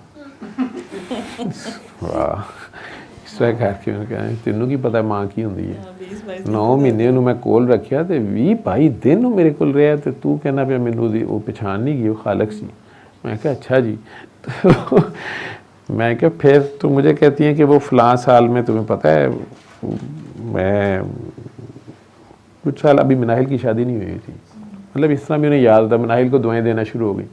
कहती वो इसकी बड़ी तबीयत ख़राब थी, घर में कोई ड्राइवर नहीं था, तो मैंने ख्वाब देखा तो एकदम मुझे ख्याल आ गया कि दिन तो थोड़े रह गए हैं। तो मैंने मनाहिल को कहा कि तुम मुझे लिंक रोड तक ले जाओगी राजा साहब तक, मैंने ना बच्चों के कोई सूट लेने हैं। तो उसने कहा कि अम्मी जी मैं तो शायद डायरिया लगा हुआ था उसको या पता नहीं क्या था। कहती पहले वो चुप, फिर उसने कहा कि चले मैं चलती हूँ लेकिन मैं ना आपके साथ फिर नहीं सकती। मैं अम्मी जी फिरती बहुत हैं, मतलब उन्होंने मुख्तलिफ जगह से पता करना होता है, फिर देख के लेना होता है। तो कहती मैंने उसे कहा कि हाँ चल ठीक है तू गाड़ी में बैठ जाइए, मैं ना वहाँ से ले लूँगी। कहती लेकिन अल्लाह नू ओदा भला करे फलां करे। वो फिर गड्डी उत्थे बैठी नहीं, मेरे नाल अंदर भी आ गई कि अम्मी जी किते डिग ही ना पैन, गिर ना जाएँ, तो सीढ़ियाँ चढ़नी फलाना। तो वो मेरे साथ उस हालत में ही फिरती रही। तो हम फलां काउंटर पे गए, कोई ब्रांड का नाम ले रही थी, तो वहाँ लेने तो मैं एक सूट गई थी, तो मुझे एक लड़के का भी पसंद आ गया, एक लड़की का भी पसंद आ गया। तो वो मुझे कही जाए कि अम्मी जी देना किसको है, तो कहती हैं कि मैंने एक बड़ा, तेरे अब्बा जी भी नज़र आए थे, तो मैंने एक बड़े आदमी का सूट ले लिया। तो हम वापस आए तो फलां जो है ना कारी साहब वो बच्चे को पढ़ा के जा रहे थे, तो मैंने देखा उनकी शर्ट जो थी ना साइड से कुछ हुई हुई थी, तो मैंने अगले दिन वो सूट उन्हें दिया। तो बच्चों का जो था ना वो मैंने फलां मेड को और एक शायद बाजी की मेड गई हुई थी, वो ऑर्फन होती थी, तो बाजी गई हुई थी अमेरिका। तो कहती मैंने ना एक उसको भेज दिया उस बच्ची को, और मुझे नहीं पता उसको साइज़ आएगा कि नहीं आएगा। तो मुझे कहती हैं कि जो मैंने अपनी मेड को दिया था वो ईद वाले दिन अपना बेटा साथ ले आई कि अम्मी जी ये देखें ऐसे लगता है इसी के लिए सिला था, इतनी खुश। कहती हैं मुझे ये कह रही थी कि मुझे समझाता भी अल्लाह, मेरे से फिर गलती हो जाती है। तो मुझे कहती है मैं उसके बाद शायद बाजी इधर आए कहीं, तो कहती है वो जो बच्ची थी वो भागी आई मुझे मिलने, वैसे मेरे से डरती है, मिलती नहीं है। तो मुझे कहती है कि अम्मी जी मैं सोचती थी कि बाजी तो बाहर हैं, तो मेरा तो ईद के सूट किसी ने नहीं लेके देना, और ये कलर मुझे बड़ा पसंद था, मेरा दिल था कि ये कलर का सूट मेरे पास हो, तो ये देखें मेरा साइज़ आपको कैसे पता चला। तो कहती है मैंने दिल में सोचा कि अल्लाह ने पता नहीं कैसे इन्हें पूरे भी आ गए हैं और सारे, और कहाँ कुत्ते नहीं हमारा दूध पीते। तो डॉक्टर साहब ये कुछ दिन पहले भी मेरे साथ यूं ही हुआ कि वो नहीं, मैं बता दूं कि उसमें अब उन्होंने आज बात मुझे ये सुना रही थी कि पिछले दिनों उन्हें इस ईद पे उन्होंने किसी को सूट दिया, तो गरीब लोग होते हैं वो जो थी मेड, कोई पुरानी मेड्स भी आई होती हैं, तो उसमें से किसी ने आगे से कह दिया कि बाजी मेरे बंदे का भी सूट, कह दिया मुझे गुस्सा चढ़ गया, वो हर हराम है, वो काम नहीं करता, वो इसकी कमाई पे पलता है, वो हिसाब बड़ा रखती है। तो इस पर बड़ी सख्त होती है कि खामन काम नहीं करता और बीवी करती है। कहती मैंने कहा वो हरामी नू तू फिटन ली रखे है, मोटा ली रखे है, काम नहीं करता, कोई नहीं सूट मैं ये वो। तो कहते तुम उधर बैठे, मैं कह जी मुझे याद आ गया, मैंने बाद में कहा भी, मैं क्या अम्मी जी आप दे के भी ज़ाया कर देती, फिर इस तरह नहीं करते आप, इस तरह गुस्से में बोले, मुझे चुप कर जाओ, मुझे सबक ना दो। मैं कहा अच्छा जी ठीक। वो बात भूल गई थी मुझे उस दिन, कहती हैं कि वो बाद में तुम्हें याद है कि 2 दिन बाद ही मुझे बाबा जी ख्वाब में नज़र आए थे, तो उनके कपड़े शायद गंदे हुए थे, तो मुझे कहते हैं ये धो जल्दी कर, तो कहती मुझे कहते तू ही धोएगी जल्दी कर दे। तो कहती है मैंने उठ के सोचा कि बाबा जी कपड़े क्यों गंदे हुए हैं, जो भी मैं ना उठ के तो सूट लेने चले गई थी, तो वापस आई तो मैं 2 ले आई थी, तो ना मुझे पूछी भी जा रहा था, पता नहीं किसी हादी के साथ शायद गई थी या किसके साथ, तो पूछी जी अम्मी जी देना किसको है, देना किसको है। तो कहती घर आते साथ ही ये वही मेड मुझे नज़र आई, तो वो किसी काम आई थी, तो मेरे से कहा फाड़ अपने बंदे और दूसरा जो है ना वो भी कोई मुस्तक मिल गया या जो भी उनके जहन में था वो उनको पहुंचा दिया। तो मुझे कहती हैं कि याद है वो शाहजी आए थे, मजदूर में बाबा जी ने उनसे मिलवाया, वो अचानक आ जाते हैं और बात इसी तरह करते हैं। कहती याद है वो आए थे, उन्होंने क्या कहा था मुझे। मैं क्या अच्छा हाँ वो आपको आते साथ कह रहे थे कि शाहजी आए थे। तो कहती है हाँ वो बाबा जी को शाहजी कहते हैं, तो वो मुझे ये कह रहे थे। वैसे वो अम्मी जी से ना, अम्मी जी आ जाए तो आंखें बंद कर लेते हैं सर, और अम्मी जी को अम्मी जी कहते हैं सर नीचे करके बैठे रहते हैं। तो लेकिन ये है कि अम्मी उन्हें छेड़ते हुए कहेंगे कि हाल है, प्यार देंगी सब, ये तो ऐसे कर, अम्मी जाएंगी तो बात करनी है, और अगर अम्मी पास बैठी रहें तो वो चुप करके बैठे रहते हैं। वो यहाँ अम्मी जी कहती हैं मेरे सामने बात नहीं करते, मेरे से छुपाते हैं। तो उस दिन अम्मी जी से ना वो, और उनकी बात समझ भी नहीं आती है किसी किसी को, जिससे मिलने आए बस उसे वो बात कह के चले जाते हैं, बाद में की बात समझ आती। उस दिन उन्होंने किसी से बात नहीं की, उन्होंने अम्मी जी से बात की। अम्मी जी कहते हैं शाहजी आए थे, अम्मी आगे कहते हैं हाँ कहते वो मुझे कह रहे थे मैं जाऊंगा, वो कह रहे थे वो सूट कहाँ से लाती है, तो अम्मी जी आगे कहती है निशात से लाई थी मैं। अच्छा अब कल बात इसलिए मैं सुना रही थी कि मैं बैठा हुआ था, मैंने जाना था, लेट हो रहा था, तो उठ के आई स्पेशली लेटी थी। हाँ कहती मैनू तो गल हूँ समझ आई है। मैं कहा जी क्या हुआ। कहती हैं वो पता है मुझे क्या कह रहे थे। मैं कहा जी कौन। कहती वो शाहजी जो उस दिन कह रहे थे। मैं कहा जी वो सूट का पूछ रहे थे आपको पता नहीं। कहती वो जो मुझे ख्वाब आई थी तो वो बाबा जी ने कहा था तो फिर मैंने वो दिए। मैं क्या हाँ जी हाँ जी। हाँ मैं क्या हाँ जी वो कह रहे थे शाहजी आए थे वो। अच्छा अच्छा। कहते हैं हाँ वो मुझे ख्वाब की बात, और वो जो कह रहे थे ना कि उन बाबा जी पूछ रहे थे उससे पूछो सूट कहाँ से लाती है, तो मैंने कहा था निशात से। मैं क्या नहीं, कहते नहीं वो ना मैंने दोनों को डांटा था इन बंदों को, तो वो उन्होंने मुझे कहा है कि तुम लेती कहाँ से हो, वही देता है ना तुम्हें। तो जब इतनी उम्र हो गई है असी नहीं सीधे हो सकते। मैं डर गया, मैं कि यार किस तरह बंदा। बहरहाल वो अब उन्हें अगर पता चल गया, किसी ने सुन लिया ना ये वाकया मेरी शामत आ जाए। नहीं मैंने सीखा ऐसे है उनसे। तो अल्लाह आप सबका हामी नासिर हो। कोई और तो नहीं रही बात है, वो हो गई सारे। पहले डॉक्टर साहब मैं एक बात सॉरी काटी जी जी जी। कुछ दिन पहले भी मेरे साथ यूं ही हुआ कि वो मेरी सिस्टर वगैरह सारी मेरी तरफ आई हुई थी। किसी बात पे ना हम सबकी आपस में बहस हो गई। तो मैं ज़्यादातर कोशिश होती है कि ना बोलूँ या ना करूँ ना, मुझे होता है कि अगला बंदा हर्ट ही ना हो जाए। लेकिन उस दिन वैसे ही पता नहीं मैं क्यों फ्लो में ना बोलती रही करती गई। वो चले गए सब लोग। अगला दिन आया ना तो डॉक्टर साहब मेरी ये गर्दन में यानी कि ये मेरी ये साइड इतनी शदीद दर्द थी ना कि मैं यूँ गर्दन यूँ करती थी ना तो मेरा खिंचाव नीचे तक जाता था। हालांकि मैं डॉक्टर पे गई, उन्होंने मुझे एक्सरे करवाया। उन्होंने यहाँ तक मुझे कह दिया कि आपकी ये गर्दन की जो ये थोड़ी सी बड़ी हुई है, आप फिजियोथेरेपी करवाएं, मेडिसिन खाएं, ठीक हो जाएंगे। घर आई ना तो मुझे ख्याल आया कि मैं शायद कल बहुत ज़्यादा बोल गई हूँ, शायद इस वजह से मुझे हो रहा है। मैंने एक्सरे वगैरह करवा लिया, मेडिसिन सब मैं ले आई, मैंने 2 दिन खा भी ली, लेकिन कुछ फ़र्क नहीं पड़ा। अगले दिन फिर मुझे याद जब आया तो फिर मैं अल्लाह के आगे हाजिर हुई, फिर मैंने माफ़ी मांगी। डॉक्टर साहब उसके बाद मैंने फिजियोथेरेपी भी नहीं करवाई, मैंने मेडिसिन भी नहीं खाई, और मैं यानी कि उस तरह की मेरी दर्द भी नहीं है, मैं ठीक हूँ। तो कभी मुझे लगता है कि कोई चीज़ ऐसी होती है कि जो हमें फील हो रहा है कि हम गलत नहीं कह रहे, लेकिन मैं वो चीज़ भी सोचती हूँ तो मेरे साथ ही होना लग जाता है। वो आप खुशकिस्मत हैं, कुछ ऐसे लोग होते हैं जल्द अल्लाह मियाँ ज़रा सी गलती नहीं करने देते, पकड़ लेते हैं और उनमें एहसास भी डाल देते हैं कि ये तुमने गलत किया है, और बंदा उस पर शर्मिंदा हो जाता है, उसे करेक्ट कर लेता है। ये मुझे फौरी तौर पे ये फील होने लग जाता है। जी बहुत बड़ी ब्लेसिंग है। मैं अम्मी को दुआ करवाती थी ना, खासतौर पे नफ्स पे जब उनकी दर्द डॉक्टर साहब फौरी तौर पे मेरे भी बाजू में उतनी शिद्दत की दर्द होती है और वो बिल्कुल ठीक हो जाती थी। यही दुआ है, यही दुआ होती है, अगले की दर्द ले लेना, यही दुआ है। तो मुझे मतलब वो बहुत ज़्यादा शिद्दत में फिर मुझे कुछ टाइम बैठती थी तो वो ठीक हो जाती है। यही दुआ है। ये मैं नहीं कहता जो दुआएं कराते हैं ना, वो उन्हें मैं नहीं कहता ये बात, क्योंकि वो सारे डर जाते हैं फिर के पता नहीं हमें भी बीमारी ना होती जो किसी दूसरे को है, वो डर जाते हैं जी। वो समझते हैं कि उनके ऊपर आ जाती है। लेकिन अम्मी के साथ मैंने काफ़ी दफ़ा किया, बल्कि मैं उनको होता था जब ये लास्ट डेज थे ना उनके, जिस दिन उनकी डेथ हुई है 2 दिन पहले की बात है, वो बहुत ज़्यादा तकलीफ में थी, तो मैंने जाके ना उनका बस यूँ हाथ पकड़ा है ना, तो मैं उनके हाथ को प्यार से यूँ कर रही हूँ, तो उनको जैसे थोड़ा सा मतलब कि ना रिलीफ होने लगे। बहुत शदीद दर्द थी, तो मुझे पूरी बॉडी में फील हो रहा है। तो मैं अपनी सिस्टर से कह रही हूँ, पता नहीं मैं अम्मी के पास भी बैठती हूँ ना, तो मुझे लगता है कि मेरी एक साइड जो है ना वो सारी इस तरह होने लगती है जैसे अम्मी के गले में दर्द हो रही है, कान में हो रही है ना, मुझे भी फील होना शुरू हो गया कैसे हो रही है। तो नफ्स पे दुआ करवाने के बाद तो फौरी तौर पे मुझे उतनी शिद्दत की पेन होती थी, लेकिन अगर हाथ भी मैं उनके पास इस तरह उनके फेरती थी, उनके पास बैठती थी, तो मुझे यूँ होने लग जाता था।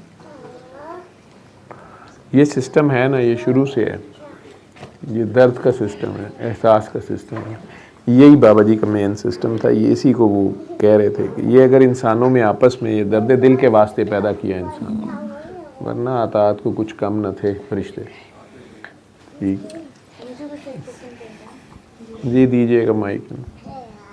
सर एक छोटी सी बात मैं भी कहना चाह रही थी, जो फारिया ने कहा माइकल जैक्सन की बात, तो उसका जो गाना है the man in the mirror, तो वो भी यही मैसेज है, अपने आप को पहचानो और दुनिया को चेंज कर दो, खुद को चेंज, बस यही कहना चाह रही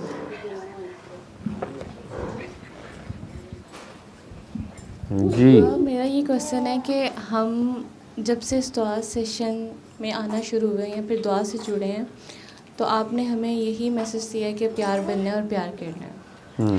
अब हमारे ऑफिस में भी और वैसे भी सर्कमस्टांसेस भी कुछ ऐसे होते हैं जहाँ हम चाह के भी प्यार नहीं बन सकते। अगर प्यार बने तो लोग समझते हैं पागल है। अच्छा, अब वहाँ पहले तो सब 2-3 साल तक तो ठीक चल रहा था, लेकिन अब पता नहीं क्यों मेरे जहन में ये आना शुरू हो गया, वो आपकी बात के फ़िरौन के साथ उसी लहजे में बात करते हैं, और अब मैं वैसे करना शुरू हो गई। और अब मुझे ऐसा लगता है कभी कभी कि पता नहीं मैं ज़्यादती तो नहीं कर जाती, या फिर ये मैं गलत तो नहीं कर जाती हूँ। अब मैं इसमें टू बी और नॉट टू बी में फंसी हुई हूँ कि प्यार बनना है या फिर इस तरह से बात करनी है। और दूसरा क्वेश्चन मेरा एक ही था, मतलब आप आंसर दे दीजिएगा। दूसरा क्वेश्चन मेरा ये था कि 4 साल हो गए हैं यहाँ जो भी दुआ करता है, और इवन कि मेरे घर में भी अम्मा अब्बा भी वो कहते हैं कि पानी का जायका चेंज हो जाता है या फिर कुछ विजन होता है उन्हें, मुझे कभी भी कुछ फ़ील नहीं होता, कुछ नज़र नहीं आता। मेरी अम्मा कहती हैं तुम दुआ सही नहीं करती हो, तुम माफ़ नहीं करती हो पता नहीं, और तुम्हें कुछ मतलब नज़र नहीं आता, तुम्हें कुछ फ़ील नहीं होता। तो मैं कहती हूँ मुझे कुछ फ़ील नहीं होता, बस मैं क्योंकि आपने कहा वह अल्लाह पानी वाली दुआ करनी है तो मैं बस कर लेती हूँ।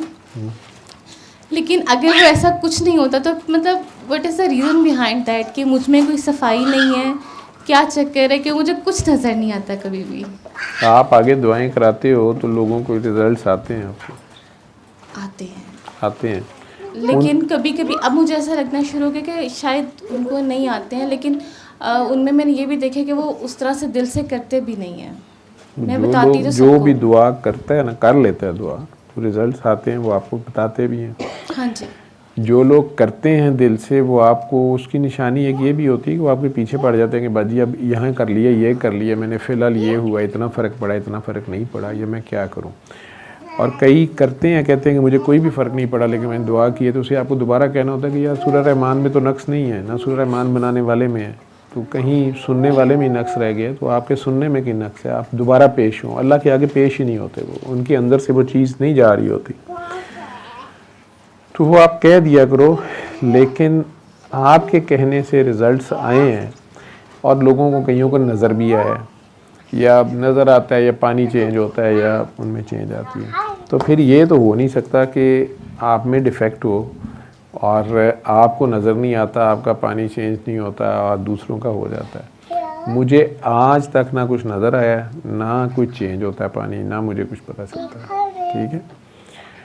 लेकिन मेरा उससे मतलब इस बात में कभी मेरी सेकंड थॉट आई नहीं कि ये क्या तरीक़ा, मैं ख़ुद डॉक्टर हूँ, मैं क्या कर रहा हूँ, मुझे सब कुछ सुनना पड़ता है। मुझे as a doctor, as a professor of medicine, consultant, या हत्ता के हॉस्पिटल में मेरे साथ ये मेरी कम्युनिटी में यहाँ तो आप लोग बड़ी मेरी इज़्ज़त आप लोगों से या प्यार आप लोग देते हो या कुछ करते हो। जहाँ डॉक्टरी की बात आती है, मेडिकल साइंस की बात आती है, जिस तरह वो इरफान ने स्टार्ट लिया था कि आप डॉक्टर हो के किस चक्कर में बबल में हैं और साइंस और ये वो तो उसका स्टाइल था बात करने का, लेकिन वो जानता था मेरे दर्द को।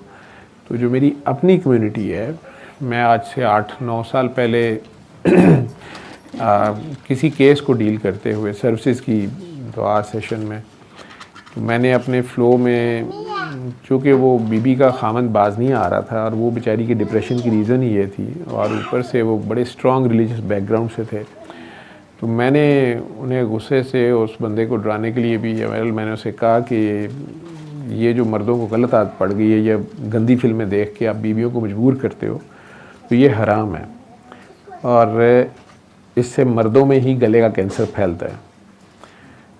अब मैंने तो उसको डराने के लिए या कहने के लिए मैंने कहा, वो इतना ज़्यादा वो मेरा क्लिप जो था वो उतना क्लिप बना के उतना सा उसका वो मॉक किया गया, मजाक उड़ाया गया, मुझे भेजे। मेरे दोस्तों में से कुछ ने, मेरा जो करीबी दोस्त उन्होंने लिहाज किया, अदरवाइज़ वो दुनिया में जहाँ भी कोई मेडिकल साइंस के कोई ग्रुप्स थे, पाकिस्तानियों के या इंडियंस के या उर्दू समझने वालों के, जो तो मुझे जानते थे, उन्होंने भी, उनमें से तो कईयों के फ़ोन भी है, मेरे क्लास फेलोज़ के भी है वो, और मजाक में या जहाँ भी कहीं फोरम था तो टॉन्ट किया गया कि लो जी पूरी दुनिया को तो पता नहीं चला कि कैंसर की क्या रीज़न है, तो डॉक्टर जावेद साहब ने ढूंढ ली है और ये जनाब इन्होंने बना दिया है कि जी ओरल सेक्स ये हरकतें करने से गले का कैंसर होता है। आज उस वाक़े के कोई 8 साल बाद, यानी वो साल 2 साल वो करीब बहुत सर्कुलेट हुआ और बहुत ज़्यादा मेडिकल साइंस के जो ग्रुप्स होते थे उसमें वो फिरता था। अभी भी वो वीडियो पड़ी होगी, यानी वो पूरा दुआ सेशन पड़ा है। उस मौलवी को तो मैंने कन्विंस कर लिया था, मेरे मुंह से अल्लाह ने 2 फ़िक्रे उससे निकलवा दिए थे। वो आगे से मुझे कह रहा था कि आप मज़हब के अंदर पाँव ना रखें और आपको पता नहीं है हलाल हराम सिर्फ़ वो है जो कुरान में है, और आप कैसे कह रहे हैं कि हराम है, ये कुरान में नहीं लिखा, फ़लाँ ने लिखा। तो मैंने, और वो सरकार ही कोई हदीस कोट करने की कोशिश कर रहा था और कुरान की एक आयत है, बीवियाँ तुम्हारी खेती हैं, और वो उसमें सारी बात कर रहा था। तो उसमें मैंने उसे गुस्से से कहा था कि इस आयत को भी तुम लोगों ने तमाशा बना लिया, इसमें जो लफ्ज़ है खेती का, तो तुम चलो समझ लो कि किचन है, तो खाना किचन में पकाया जाता है या बाथरूम में पकाया जाता है। ये इस तरह की कोई बात मैंने उसे गुस्से से कही थी कि खेती वो होती है जहाँ बीज बोया जाता है, तो वो खेती वो होगी, अदरवाइज़ जहाँ बीज नहीं बोया जा सकता वो खेती नहीं है। और जहाँ नबी करीम सल्लल्लाहु अलैहि वसल्लम राइट हैंड लगाने की इजाज़त नहीं दे रहे, वहाँ ज़ुबान लगाने की कैसे दे सकते हैं? तो ये तुम लोगों ने अजीबोगरीब ही लॉजिक निकाली हुई है कि नहीं कहा गया। इस तरह तो ये भी नहीं लिखा हुआ कहीं कि पखाना नहीं खाना या पेशाब नहीं पीना, वो भी करी जाओ फिर। वो पता नहीं गुस्से में मैं वो बोल तो गया, लेकिन जो सो कॉल्ड मेडिकल साइंस के लोग थे या साइंसदान जो थे, उन्होंने वो उतना क्लिप निकाल के जिसमें मैंने उसे कहा कि मेरे नज़दीक इससे, और मैंने ये भी कहीं कहा कि इसमें माँ भी अगर कल्प्रेट हो और वो इस तरह की चीज़ खुशी से करती हो तो बच्चा भी अंधा पैदा होता है। ये बात मैं कहीं कह गया हुआ। आइज़ के डॉक्टर थे, एक बड़े मशहूर हैं, उन्होंने मुझे कहीं मिले तो उन्होंने कहीं सुना हुआ था, उन्होंने बड़ी सख्ती से मुझे कहा कि डॉक्टर साहब ये आपने क्या कह दिया और आपको क्या पता है कि ऐसे होता है। उन्हें तो मैंने हदीस भेज दी सरकार की, वो तो नहीं बोले उसके बाद। लेकिन जो दूसरी चीज़ है, आज वो हार्वर्ड यूनिवर्सिटी और दुनिया की बड़ी यूनिवर्सिटियों ने खुद इतनी बड़ी स्टडी छाप दी है कि मर्दों में गले के कैंसर की सबसे बड़ी वजह ये है, प्रूव हो गया। ठीक है, मेरे से तो किसी ने सॉरी नहीं किया, या मेरे से तो किसी ने नहीं ये पूछा कि जी आपको 8 साल पहले इलाम कैसे हुआ था। ठीक है, नहीं, ना मैं इसे क्लेम करता हूँ कि मेरे पे कोई ख़ास मुझे कोई इलाम हो गया था और जी देखिए जी मुझे पता चल गया, ये नो। मैं अल्लाह के निज़ाम में गौर करता हूँ, अल्लाह के कलाम में गौर करता हूँ, अल्लाह उसमें से मैं उससे पूछता हूँ। और मुझे नहीं पता इसे इल्म लदुनी कहते हैं, इसे क्या कहते हैं, मेरे दिल में जो उस वक़्त आ रहा होता है, जब मैं उस बंदे से बात कर रहा था, मकसद उसको भी बचाना था और उसकी बीवी को भी बचाना था। उसकी बीवी फरियादी थी और वो बेचारी डिप्रेशन की पेशेंट बनी हुई थी इसी काम पे, 50 साल से ज़्यादा एज होगी, उसके बाद भी आप इस तरह की हरकतें कर रहे हैं। तो उस गुस्से में मैंने तो उसे बोला या उसको समझाने के लिए। तो बात कहने का मकसद ये है कि अपने मेडिकल के फील्ड में मैंने अपना मजाक भी बनवा लिया या मलामती मिली इस सारे में। ठीक है, मुझे इससे कोई फ़र्क नहीं पड़ता, ठीक, क्योंकि मैं किसी पे भी कुछ साबित करने नहीं बैठा हुआ, और ना ही मैं कोई कुरान की या इस्लाम की या सूरह रहमान की जो है ना सुपरमेसी साबित करने बैठा हूँ, ये भी नहीं मुझे। मेरा मकसद सिर्फ़ और सिर्फ मेरे मरीज़ हैं, उनकी तकलीफ़ किसी तरह भी कम होती है। इस वक्त भी मेरे आईसीयू में 2-3 पेशेंट्स ऐसे हैं जिनके ऊपर हमारी हर किस्म का इलाज जो है वो अब कोई फ़ायदा नहीं है, लेकिन वो लिंगर ऑन भी कर रहे हैं, फंसे भी हुए हैं, जान भी निकल रही है। उनके अटेंडेंट से बात करो तो वो इधर को मुँह कर लेते हैं, तो ज़बरदस्ती नहीं है किसी के साथ, ठीक है। अभी भी उनका यही होता है, फ़लाँ टेस्ट कराएं, फ़लाँ, मतलब मैं उन्हें बातों बातों में ये भी समझाने की कोशिश की है कि ये 80 साल की खातून है, 4 महीने से ये वेंटिलेटर पे है, साल से ये अस्पताल में धक्के खा रही है, ये बेहोश पड़ी है, इसकी क्या क्वालिटी ऑफ लाइफ है। और इसमें हर जगह आप सुराख करते जा रहे हैं, हर जगह से आप इसके टेस्ट करते जा रहे हैं, आप अपनी माँ का इलाज कर रहे हैं या उसको टॉर्चर दे रहे हैं। लेकिन बहरहाल ये चलता है, सारा कुछ है। वो उसमें अगर उन्हें कहो कि ये कर लो, वो कहते हैं हाँ डॉक्टर साहब आप अच्छा काम कर रहे हैं। तो हर तरह के लोग हैं, ठीक है, वो जिसके नसीबे में जो है वही कर सकते हैं। आप सिर्फ बता सकते हैं, मनाना नहीं होता। जहाँ तक आपकी पहली बात जो क्वेश्चन था आपका कि प्यार ही करना है, तो मैं फ़िरौन के लहजे में फ़िरौन से बात करना शुरू हुई हूँ तो गलत तो नहीं हो गया ये वो। जालिम से कैसे प्यार किया जाएगा, ठीक है। फॉर एग्ज़ाम्पल मैं अपनी जान पे जुल्म करता हूँ तो मैं जालिम हूँ। तो मैं अगर नशा करता हूँ तो मेरे से प्यार ये नहीं है कि आप मुझे शराब की बोतल ला के दें, मेरे से प्यार ये है कि आप मेरा हाथ पकड़ लें, आप मुझे नशा ना करने दें, मैं लाख तड़पता रहूँ तो आप मुझे रोकें। तो जालिम से प्यार, जालिम को जुल्म से रोकना है, ये उससे प्यार है, ठीक है। ये नहीं है कि आप उसे कहें कि शाबाश शाबाश वेल डन और करें, ये नहीं प्यार है, ये तो आप उसे और तबाही की तरफ फेंक रहे हैं। इसी तरह अगर कोई फ़िरौन बन रहा है तो उससे प्यार ये है कि उसको खुदा याद कराया जाए, उससे फ़िरौन को, उससे बड़ा फ़िरौन बन के आपको मिलना पड़ेगा कि तुम खुदा हो, ठीक है। हाँ, आपको ये भी है कि जैसे वर्क प्लेस है, जॉब है, तो आपको साथ ये देखना है कि अगर वो डायरेक्ट आपसे कन्फ्रंट नहीं करता, मुनाफिकत कर रहा है, कुछ कर रहा है, तो फिर इनके साथ मसलियत से चलना भी पड़ता है, जो अभी करनी है सारा। लेकिन अगर कोई आपकी ब्रीदिंग स्पेस में आ रहा है या खामखा इंट्रूड कर रहा है तो आपको स्टर्न लहजे में उसको वार्न करना पड़ेगा और उससे बड़ा फ़िरौन बन के बात करनी पड़ेगी।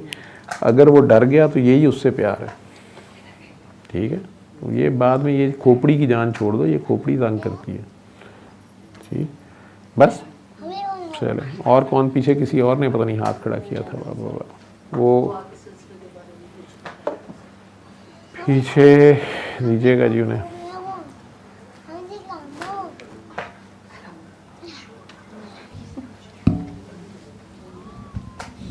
जी क्या पूछना? जी डॉक्टर साहब, मैंने पूछना था कि जैसे एक दफ़ा सूरत रहमान मैं करवा देती हूँ दुआ के बाद, तो दोबारा फिर इसका चांस होता है, बाज़ दफ़ा पेरेंट्स कर लेते हैं लेकिन वो ये कहते हैं कि ठीक हुआ है, बेहतर हुआ है, लेकिन आगे मज़ीद उन पेरेंट्स को कह सकती हूँ बच्चों के लिए कि एक दफ़ा और कर लें कि ठीक तरीके से नहीं हुआ। आप वाली बात बताती हूँ मैं कि सूरत रहमान में भी नुक्स नहीं है, या कि आपकी कोई कमी बेशी रह गई होगी या कोई ऐसी चीज़ होगी, तवज्जो नहीं हुई होगी या माफ़ नहीं किया होगा, तो उनको मैं दोबारा कह सकती हूँ कि वो दोबारा अपने बच्चे के लिए कर लें। मतलब जी हम बिल्कुल, ये तो हज़ारों बार मैंने आपको कहा। अच्छा, तो दूसरा एक ये कहना था कि बाज़ दफ़ा जो सूरत रहमान कर लेते हैं तो फिर उनको वो पूछते हैं कि मेरा हस्बैंड चाह रहा है कि कहीं गए हैं, उन्होंने पढ़ाई बताई है, वो ये चाह रहे हैं आप हम वो करें, उनके पास कि उन्होंने क्या इतनी मरतबा सूरत यासीन पढ़ लें, ये कर लें, वो कर लें, तो अच्छा खासा एक दफ़ा उनका काम कोई कहीं से बेहतरी हो जाती है तो दोबारा कहीं और फिर वो चले जाते हैं। तो फिर मैं अगर दोनों हों इस तरह तो मैं उनको यही कहती हूँ कि ठीक है, जहाँ आपके मियाँ जा रहे हैं या वो पढ़ना चाह रहे हैं कुछ तो वो कर लें। फिर अगर वो मेरे से कायल नहीं होते दोबारा कि नहीं, किसी को कायल नहीं करने की ज़रूरत होती। मतलब कि मैं ये समझाती हूँ ना कि आपका अकीदे में कमी आ गई है, अब आप कोई नहीं है इसमें अकीदा नहीं, आप बस उन्हें ये कहा करें कि आपको मैंने तो अल्लाह करने को कहा था, सूरह रहमान और अल्लाह का, तो आपका फ़लाँ काम अगर हुआ था, उसका तरीका ये होता है कि उन लोगों से फटाफट जब उनका काम हो जाए तो उन्हें कहते हैं आपने आगे दुआएं करानी है, 4 लोगों को, 5 लोगों को, 10 लोगों को जी कायम करने का ये एक तरीका है। ये असल में उनको अल्लाह पे कायम करना होता है। अब अगर वो फिर दोबारा वही किसी मंत्र को ही ढूंढ रहा है कि उसकी मर्जी के मंत्र हों, चाहे सूरह रहमान को, वो जो आप दूसरी बार की बात कर रही हैं, सूरह रहमान को भी अगर कोई ये आपसे कहे कि मेरा फ़लाँ काम तो हुआ था, अब मैं फ़लाँ काम के लिए सुन लूँ, तो उन्हें ये समझाना होता है कि यार अल्लाह तो एक ही है, आपने एक ही बार में सारे काम उसके आगे लेके पेश हो जाना था, तो चलें आप एक बार फिर सुन लें, लेकिन अभी तक आपकी दुआ हुई नहीं है। उन्हें ये बता दें काम तो आपको हो गया है लेकिन दुआ हुई नहीं है अभी आपकी। तो दुआ का मकसद ही ये है कि उसको हुजूरी हासिल हो, वो उस तक पहुंच जाए। तो वो अभी तक पहुंचा नहीं, उसे बात की समझ नहीं आई है, लेकिन आपने उसे दोबारा कह दिया एक बार, उसका फिर काम हो गया है। तो वो तीसरी बार फिर आगे कहता है कि जी हूँ मैं फ़लाने काम लिए सुना, तो उसे कह दें कि जी ये आपके और अल्लाह के दरमियान है, जो मर्ज़ी करते फिरें, आपको 3 बार अल्लाह पानी ही काफ़ी था, वही दुआ करें, अब मखलूक का भला करें। आपकी अभी तक आपको बात समझ नहीं आई है, क्योंकि ये 2 बार ही होता है। अगर कोई ये समझना शुरू कर देता है कि सूरह रहमान से ही हर बार काम होता है, सूरह रहमान ही ये करेगी, या कोई भी तस्बीह वजीफ़ा मेरा काम करेगा, ये भी शिर्क के खफी की एक फॉर्म है, ठीक है। तो वो 2 बार तो इजाज़त भी है। किसी को मतलब इतनी बारीक बात है कि आप किसी को कहते हैं मेरे लिए दुआ करें, और वो दुआ कर देता है आपके लिए, या आपका वो काम हो जाता है। आप फिर बंदा कह ही देता है आपस में, आप फिर उसी अल्लाह वाले को या बुज़ुर्ग को या अपने उसको फिर कहते हैं फ़लाने काम के लिए भी जी करें, तो वो भी ठीक है। तीसरी बार अगर आप ये सोच के करते हैं ना कि बस इसी की दुआ से ही होता है मेरा काम, ही बस इसको कह दूंगा तो हो जाएगा, ये भी शिर्क की एक फॉर्म है। अगर आप शरीयत पे जाएंगे तो वो बहुत सख्त है और सीधी बात है, उसमें आपको आपकी नीयत को और आपकी इंटेंशन को देखा जाएगा, और आपको झंझोड़ने के लिए ये बात बतानी ज़रूरी है कि आप इसको फॉर ग्रांटेड और ATM मशीन ना बना लें, आप उसमें गौर तो करें कि कौन है पीछे इसके, ठीक है। और 2 बार आपको किंडरगार्टन की टॉफ़ी मिल गई, अच्छी बात है, लेकिन अब आप बड़े हो गए हैं। जब आप बड़े हो गए हैं, आपके दूध के दांत टूट गए हैं और असली दांत शुरू हो गए हैं, तो बाकी सारा आपको पता चल गया कि सुथन जनाला कितू पाना है, ठीक है। तो अब आप फिर छुने काके बन के अगर समझें कि हर बारी खीर है जनाब बेलने च बाँह दे दियो तो बाद सूरह रहमान सुन लो, तो नहीं हो, कई बारी बाँह कट भी देना होता, ठीक है। तो वो 2 बार ही है, खेल नहीं है, तमाशा नहीं है। उसके बाद वो आगे आगे चलते जाएंगे तो काम सख्त होता जाता है जी। एक दफ़ा मैंने किसी ऐसे फैमिली को मैंने दुआ करवाई, और जो कोई आगे कहीं जाना चाहता है, ज़ोर ज़बरदस्ती कोई नहीं है, उन्हें सिर्फ याद दहानी करा दें कि आपने ये दुआ की थी, अल्लाह ने आप पे करम कर दिया था, 3 बार अल्लाह ही काफ़ी है, जो अल्लाह कह के आप दुआ करते हैं, बाकी आपने जहाँ जाना है चले जाएं, ठीक है, अल्लाह तो एक ही है। तो वो थोड़ा सा झंझोड़ना होता है, उन्हें असल बात थोड़ी सी समझाने की कोशिश करनी होती है, और इस दौरान खुद आप बहुत कुछ समझते हैं, ठीक है। तो बहरहाल, लेकिन उसके बाद कोई ज़ोर ज़बरदस्ती नहीं होती। हाँ, जब वो वापस आते हैं रोते हुए और काम बहुत ज़्यादा ख़राब हुआ होता है, फिर भी ताने ज़्यादा नहीं मारने, ये नहीं मैं नहीं हूँ दुआ करानी खुशी में, लेकिन उन्हें कहेंगे जी मुझे नहीं पता, मेरे तो वही अल्लाह पानी पता, वही कर लें, बाकी मुझे नहीं पता। कुछ केसेस ऐसे होते हैं जब मुझे कुछ समझ नहीं आती, फिर मैं बहुत रेयर मैं उनको कह देती हूँ कि जब मैं आपके बारे में पूछ कर बताऊँगी कि अब क्या करना है।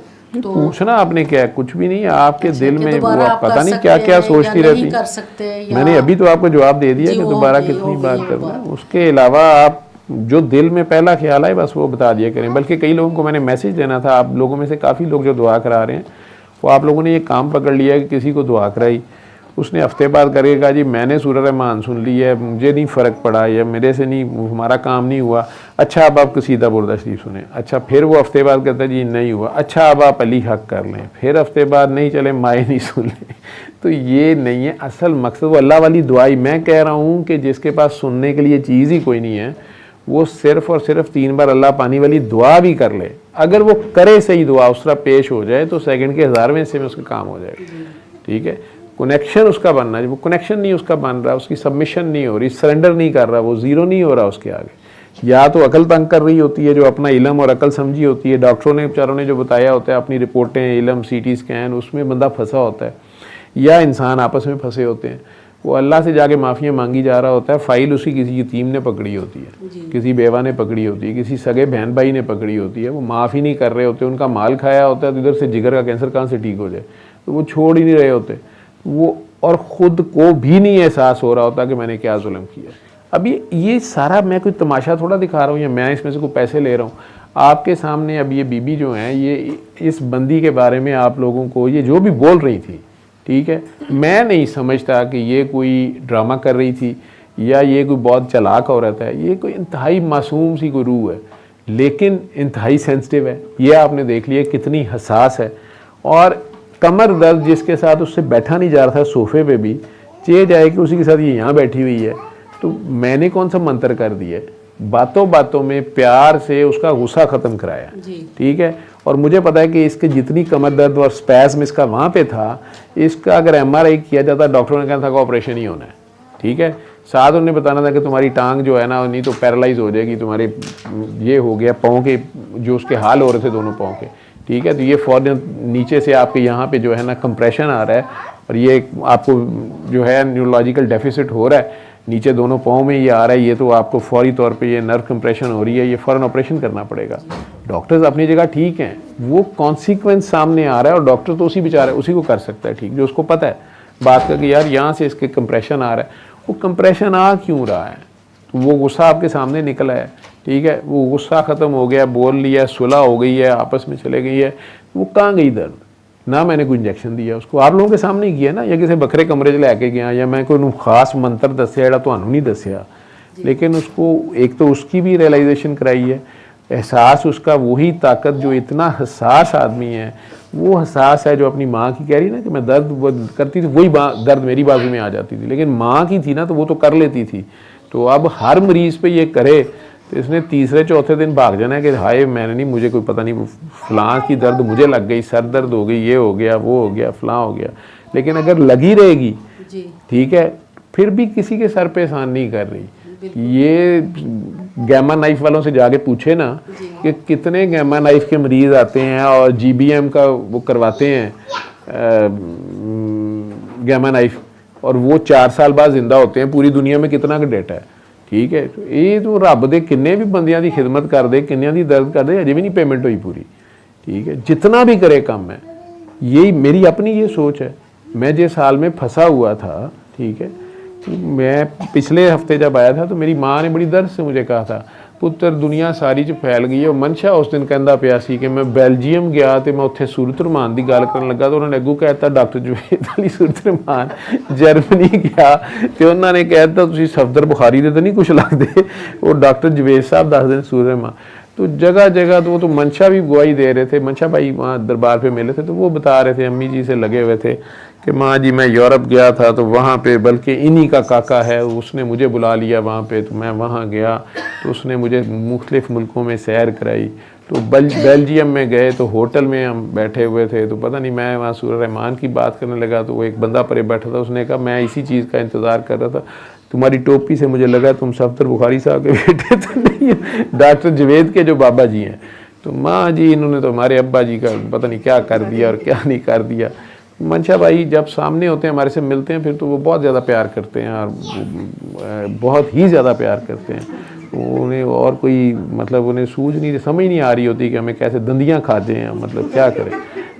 वैसे इर्द गिर्द से जो दूसरे लोग तुम लोग जाते हो बीच में मिसअंडरस्टैंडिंग क्रिएट करते हो और उनका दिल ख़राब करते हैं, वो फिर बेचारे जाके शाकिर भाई को शिकायतें लगाते हैं। मैं कुछ भी नहीं कहता, वो बहुत प्यार करते हैं। तो वो बता रहे थे, वो कहते कि यार मैं तो अम्मी को सुना रहे होंगे, तो वो मैं एग्ज़ाम से उस दिन लेके आया तो लंगड़ा रहा था, मैं वापस इधर आ रहा था हफ्ते को पिछले, तो बड़ी वो मुझे कहती कि नहीं बाबा जी ने इतना भी नहीं कहा था अपनी जान पे जुल्म नहीं करना। वो सारी बातें मेरे पे भी लगा रही थी और ओवरडोज तुम भी हो रहे हो दवाएं कराने में सारी उनका था ये सो जाए और लेट जाए।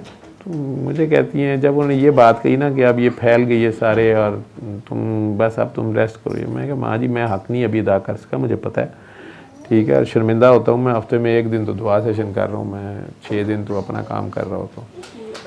तो वो जितना भी बता दें, जितना भी फैला दें कम है। अगर बंदे को ये एहसास हो जब वो फंसा होता है जी, और उस चीज़ में से निकलता है जिसका उसको पता होता है कि ये नहीं हो सकती थी, ये कम से कम मेरे बस में नहीं थी या दुनिया के किसी फार्मूले में नहीं आती थी चीज़, उसके बाद भी वो फिर तकड़ी लेके बैठ जाए सोचने समझने, तो ये बंदे का नहीं, ये गंदे का काम होता है।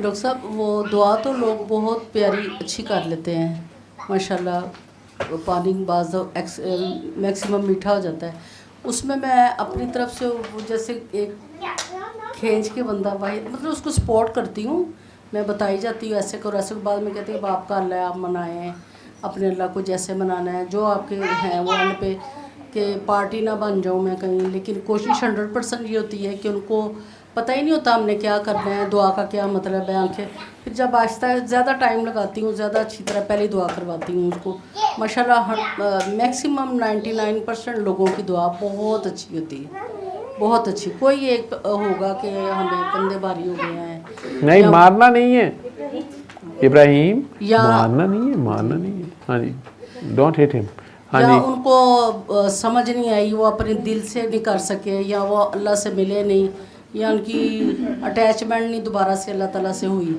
बहुत कम लोग ऐसे होते हैं, 99% जो होते हैं ना वो दुआ बड़ी अच्छी हो जाती है। अभी रिसेंटली एक दो बातें ऐसे किसी को, वो जैसा बंदा होता है जो मैं नहीं मानता, मैं नहीं पढ़ सकता, मैं नहीं, कुछ थोड़े से मायूस लोग या अपने से नाराज़ या कुछ, तो दुआ करते हुए भी उसको बताया है कि अच्छा चल अल्लाह के दुआ कर, कल मतलब समझे बेटा गुमा हुआ है, कल ही आइएगा तेरा, कल ही आ गया। दुआ करते हुए कुछ मुंह से निकल जाता है तो वो ऑन द स्पॉट हो भी जाता है। और बाज़ दफ़ा जो है ना दुआ के सिलसिले में तबीयत भी काफ़ी भारी होती रहती है, अक्सर ऐसा हो जाता है जब मैं बड़े दिल से, उसके साथ यही होता है कि चलो मौका मिला है कि इंसान जो है वो नहीं समझ पा रहा, ज़्यादा कोशिश और मेहनत से करती हूँ तो फिर पूरी बॉडी पे या कुछ इस तरह, या कभी बाजू में, तो कभी उठा नहीं जाता, फिर वो मायनी जो है वो आपने एक दफ़ा बताई थी, वो मैं मुझे सुनने के लिए, वो मैं सुन लूँ और दुआ पानी करूँ तो बस उस चीज़ से फ़र्क पड़ता है, अदरवाइज़ मेडिसिन वगैरह से नहीं पड़ता। बाज़ दफ़ा पेशेंट्स से कुछ ऐसे पेशेंट तो नहीं, मतलब लोग जो भी हैं मेरे जैसे ही होंगे, मुझे भी नहीं पता था दुआ क्या इतना गहरा, तो लोगों को नहीं समझ आते, या करवा लूँ तो फिर 3-3 दिन भी मेरे से नहीं उठा जाता, तबीयत में चेंज, बॉडी में दर्द और ये सारा कुछ चलता है, लेकिन फिर वो दुआ पानी से ही ठीक होता है, किसी मेडिसिन से नहीं होता। और अभी मैंने किसी को दुआ करवाई तो मुझे पता था कि वो थोड़े से बिल्कुल भी इन चीज़ों की तरफ नहीं आते, कोई बाबा या कोई दुआ या कोई पीरी की, मतलब लोग होते हैं जो इन चीज़ों से भागते हैं। तो मैंने उनको ऐसे ही कहा, मैंने बेटा उनका काफ़ी बीमार था, तो इतना था कि उसकी बहुत सारे टेस्ट वगैरह, जिगर ख़राब हो गया, लंग्स ख़राब हो रहे हैं इसके, ये हो गया वो हो गया, तो मेरे दिल में ऐसे ही आया, मैंने कहा अगर मैंने इनको कहा कि मेडिसिन भी दो, दुआ भी करो, मैंने कहा आपने मेडिसिन नहीं उसको देनी, आप समझे बस मुंह से जो निकलता गया, आप समझे कुत्ता है, बिल्ला है, कोई जानवर है, आपका कोई ताल्लुक़ नहीं है उसे किसी कोने में ऐसे समझे कि फेंक दिया आपने, उसको पैराडोल की भी मेडिसिन नहीं देनी। लेकिन आप दोनों उन मियाँ बीवी को बड़ी प्यारी दुआ करवाई, जो जो मैंने उनको बताया बाद में उन्होंने रियलाइज़ किया कि हाँ ये मैंने किया था।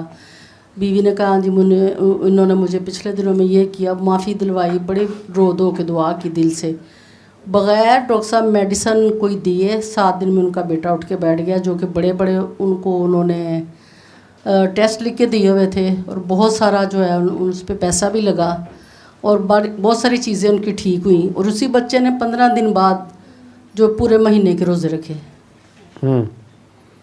माशाल्लाह। बस वो जो आपकी हालत ऐसी होती है ना, वो कहीं पे बंदा थोड़ा सा बाकियों को, घर वालों को सुनाते हुए थोड़ा जा किते गल इस तरह कर दिंदा है कि मैं कराई ना दुआ, तो फिर मेरे मुँह चों एवं ही निकल गया ना, तो फिर उस वेले इंज हो गया, तो वो थोड़ा सा फिर उसमें अपना हिस्सा जब आपने किया होता है तो अल्लाह मियाँ साइड भी हो कहते भाजी तुसी पूरा क्रेडिट लो, तो वो जो जोर लगा होता है वो फिर थकावट भी होती है। जी जी ठीक है, तो बहुत ज़्यादा इमोशनल भी हो जाती हूँ कि बस दिल से ना, बस दिल से दिल जुड़ जाता है कि इनू कड्डा कड्डा कड्डा, लेकिन वो भी शायद आपने कहा है पार्टी नहीं बनना। नहीं कोई नहीं, वो बनना भी पड़ता है, वो सही कह रही थी, वो दुआ तो होती यही है जी। लेकिन जब कोई मुझे चीखें मारते हुए आता है कि जी वो सरदर्द थी, तो मैंने बस उनके पास ही बैठी तो मेरे सरदर्द शुरू हो गई और उनकी ठीक हो गई, तो मैं अभी दुआ की बात ही कर रही थी, तो वो डॉक्टर साहब बड़ी सर दर्द हो रही है 5 दिन से 4 दिन से। जी जी। तो फिर मैं कहता हूँ कि आपने कोई पार्टी बन गई होंगी, आप पार्टी ना बना करें, क्योंकि जब एक उतना ही काम लेना ना उससे जितना वो बेचारा बर्दाश्त कर सकता है। जी। तो कहीं जज्बातियत में ज़्यादा चला जाए, मजजूबियत में चला जाए तो भी काम ख़राब है। वो एक दफ़ा एक मजजूब केस बन गया था जब मैंने आपको फ़ोन किया। जी। वो दुआ करवाई तो मैं, उसको नींद आ रही थी, मेरे घुटने पे आ गई। मैंने कहा अच्छा नींद आ रही है, चलो अल्लाह ताला के साथ पखा डाल के सो जाओ। वो ऐसा सोई, उसको उठाएं तो वो चीखे मारे, नहीं वो बिल्कुल लगे जैसे दुनिया में नहीं है। उसको हिलाएं तो वो तो चीखे मार मार के, मैंने कहा सारा मोहल्ला इकट्ठा कर लेगी, ज़ोर ज़ोर से चीखे मारे, उठने का नाम ही ना ले। इनकी आज वही हालत थी ना, वो देर हो गई थी मुझे काफ़ी देर से, लेकिन शुक्र है वो ज़िरवा की अम्मी जो हैं वो लगी रही, उनके साथ चुप करके अपना जो काम मैं दे दूँ तो वो लगे रहते। सैयदादी हैं तो कुछ बचत हो गई। 1 मिनट, ये खान साहब का फ़ोन है, खान साहब जो होते हैं वो माइंड कर जाते हैं। जी अस्सलाम वालेकुम। अस्सलाम वालेकुम सर। जी वालेकुम सलाम। जी आपका फ़ोन आए हुए थे काफ़ी ज़्यादा। डॉक्टर बाबा, मेरा भतीजा है, उसको बुखार है तकरीबन 4-5 दिन से। तो उसको, उसकी अम्मी को दवा भी कराई है लेकिन वो बुखार उतर नहीं रहा। उसको मेरे ख्याल में खसरे की शिकायत है, दवाई भी कर रहा है लेकिन उसको बहुत। कितनी उम्र है उसकी? 6 साल। 6 साल की है। तो खसरा निकला हुआ है, कितने दिन हो गए हैं? तकरीबन 6 दिन हो गए। कोई बात नहीं, अब ठीक हो जाएगा। उसके अब्बू को दुआ कराई है कि नहीं? कराई है सर। हाँ, अब्बू अम्मी दोनों जो हैं वो 7 दिन सूरह रहमान भी सुने और दुआ करके पानी पिए और आपस में एक दूसरे को माफ़ करें। वो दोनों को आपस में अंदर ही अंदर गुस्सा है। सही है सर। ठीक है। और वो जिनका आपको ख्वाब आया था, जो आपके गाँव में बहुत गरीब हैं, जिनका बच्चा ऑटिज़म का आप कह रहे थे लगता है, जिनके घर में आपने शायद बाबा जी को जाते देखा था या क्या ख्वाब देखी थी, उनको दुआ कराई है। मैंने आपको कहा था कि उनके घर जाके उन्हें दुआ करा दे। उसके अब्बू से बात की थी सर, लेकिन उसने कहा कि ठीक है मैं हम करते हैं, लेकिन फिर उसने नहीं किए। तो आप कह रहे हैं कि किसी को मनाना नहीं है तो हाँ, बस उन दोनों मियां बीवी को पैगाम दे देना था, फिर आगे उनकी नसीबा जैसे भी है। ठीक है डॉक्टर साहब, मेरे मैदे का मसला ठीक नहीं हो रहा। आपका मैदे का मसला नहीं ठीक हो रहा? क्या हुआ मैदे को? वो बस मैदे पे बोझ रहता है। वो एसिडिटी तकरीबन खत्म हो गई है जो बहुत ज्यादा थी। तो वो दरूद शरीफ मैंने बहुत ज्यादा पढ़ता था, वो छोड़ दी है, लेकिन मैदे में मसला होता है। ऐसा होता है किसी ने मैदा पकड़ रखा है। आप जो है ना खुद ज्यादा खा रहे हो और दूसरों को कम खिला रहे हो। आपके इर्द गिर्द कोई बंदा है जिसको आप खाना उसके सामने बर्गर खाते हो और वो बेचारा देखता रहता है। तो खुद खाने से पहले अपने मैदे को भरने से पहले किसी के मैदे को टकोर किया करो। जो खाली मैदा होता है ना उसमें बड़ा तेजाब होता है। तो साथ कई लोगों के मैदे जो है ना वो बेचारे इंतज़ार कर रहे होते हैं कि हम भी कुछ खा लें। किसी को खिला के फिर खाना खाया करो, मैदे का मसला हल हो जाएगा। ठीक है, अल्लाह हाफिज।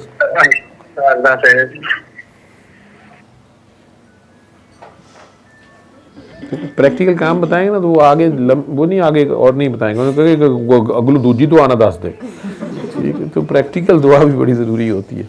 सिर्फ अल्लाह अल्लाह ही ना करी जो कुछ बंडो भी। अच्छा, और आयशा जी रह गई थी, जल्दी क्या कहते हैं? अच्छा, वो सुगरा के अब्बू होंगे। सुगरा आज आ गई है खुद ही ज़बरदस्ती। मैंने तो इसको मना किया हुआ कि बच्चों के पास रहा करे, तो ये आके बैठी हुई है इधर। हाँ जी आयशा जी। डॉक्टर साहब, मुझे जो है ना बड़े बाबा जी कभी ख्वाब में नहीं आए। बस एक बार शुरू में जब मैं दुबई में यहाँ से वापस गई थी तो एक बार आए थे और वहाँ जो हमारी नीचे पार्किंग है तो उससे मुझे ऊपर लेके जा रहे थे। तो मुझे कह रहे थे कि ऊपर चल के बैठो, यहाँ नहीं सोना। कुछ सोने पे कोई बात हो रही थी। तो मैं अक्सर ये बच्चों से या इतने दुआ भी कराई, आगे लोग अपना एक्सपीरियंस शेयर करते थे, तो मुझे होता था कि मैं कभी कह भी देती थी कि बाबा जी ठीक है, मतलब कोई बात नहीं। तो मुझे अभी ये 2 दिन पहले वो ख्वाब में आए थे और मैं किसी से फ़ोन पे बात कर रही थी, कोई बात समझा रही थी, क्योंकि उसी तरह की कोई बात मैंने शाम में किसी से दुआ की थी। ला पे बात हो रही थी, तो ख्वाब में भी मैं उसी पे बात कर रही थी। तो ऐसे लगा कि वो साइड पे बाबा जी हैं, अचानक जैसे फ़ोन स्पीकर पे है और बाबा जी हैं, और देखने में मुझे बाबा जी वो वाले नज़र आ रहे थे, जो उनकी झूले वाली पिक्चर है ना, वो मुझे उनकी बहुत प्यारी लगती है, जिस पे वो झूले पे बैठे हुए हैं बहुत।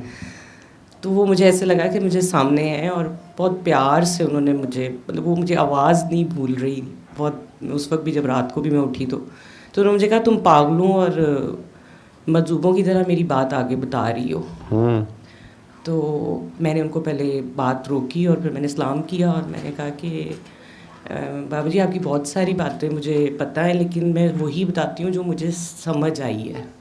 मैं बाकी मतलब बहुत सारी चीज़ें हैं, लेकिन मैं उतनी ही बताती हूँ जितनी मुझे खुद समझ आई। तो उन्होंने मुझे कहा कि तुमने ना मिर्गी पे पता करना है कि मिर्गी की क्या वजह है। गौर किया करो, मिर्गी की क्या वजह है। बाबा जी, ये तो बाबा जी ये थे, फिर मेरी ट्रेनिंग ऐसी की है। वो अचानक कुछ सवाल, मैं बड़े शौक से उन्हें, या बड़े, क्योंकि डॉक्टर था तो मैं हैरान हो के, असल में डॉक्टर के लिए तो हैरान कौन होता है ना कि ऐसी बीमारी, जैसे अब इसको मस्कुलर डिस्ट्रॉफी है, तो मस्कुलर डिस्ट्रॉफी का पेशेंट ठीक हो जाए, और नहीं तो वेंटिलेटर से उतर जाए। ये सदफ किधर गई है, इधर बैठी हुई थी, इसकी अम्मी मस्कुलर डिस्ट्रॉफी की पेशेंट थी, व्हील चेयर पर आई थी और डॉक्टरों ने कहा था वेंटिलेटर खरीदें। तो क्लिनिक से गई, खैर ये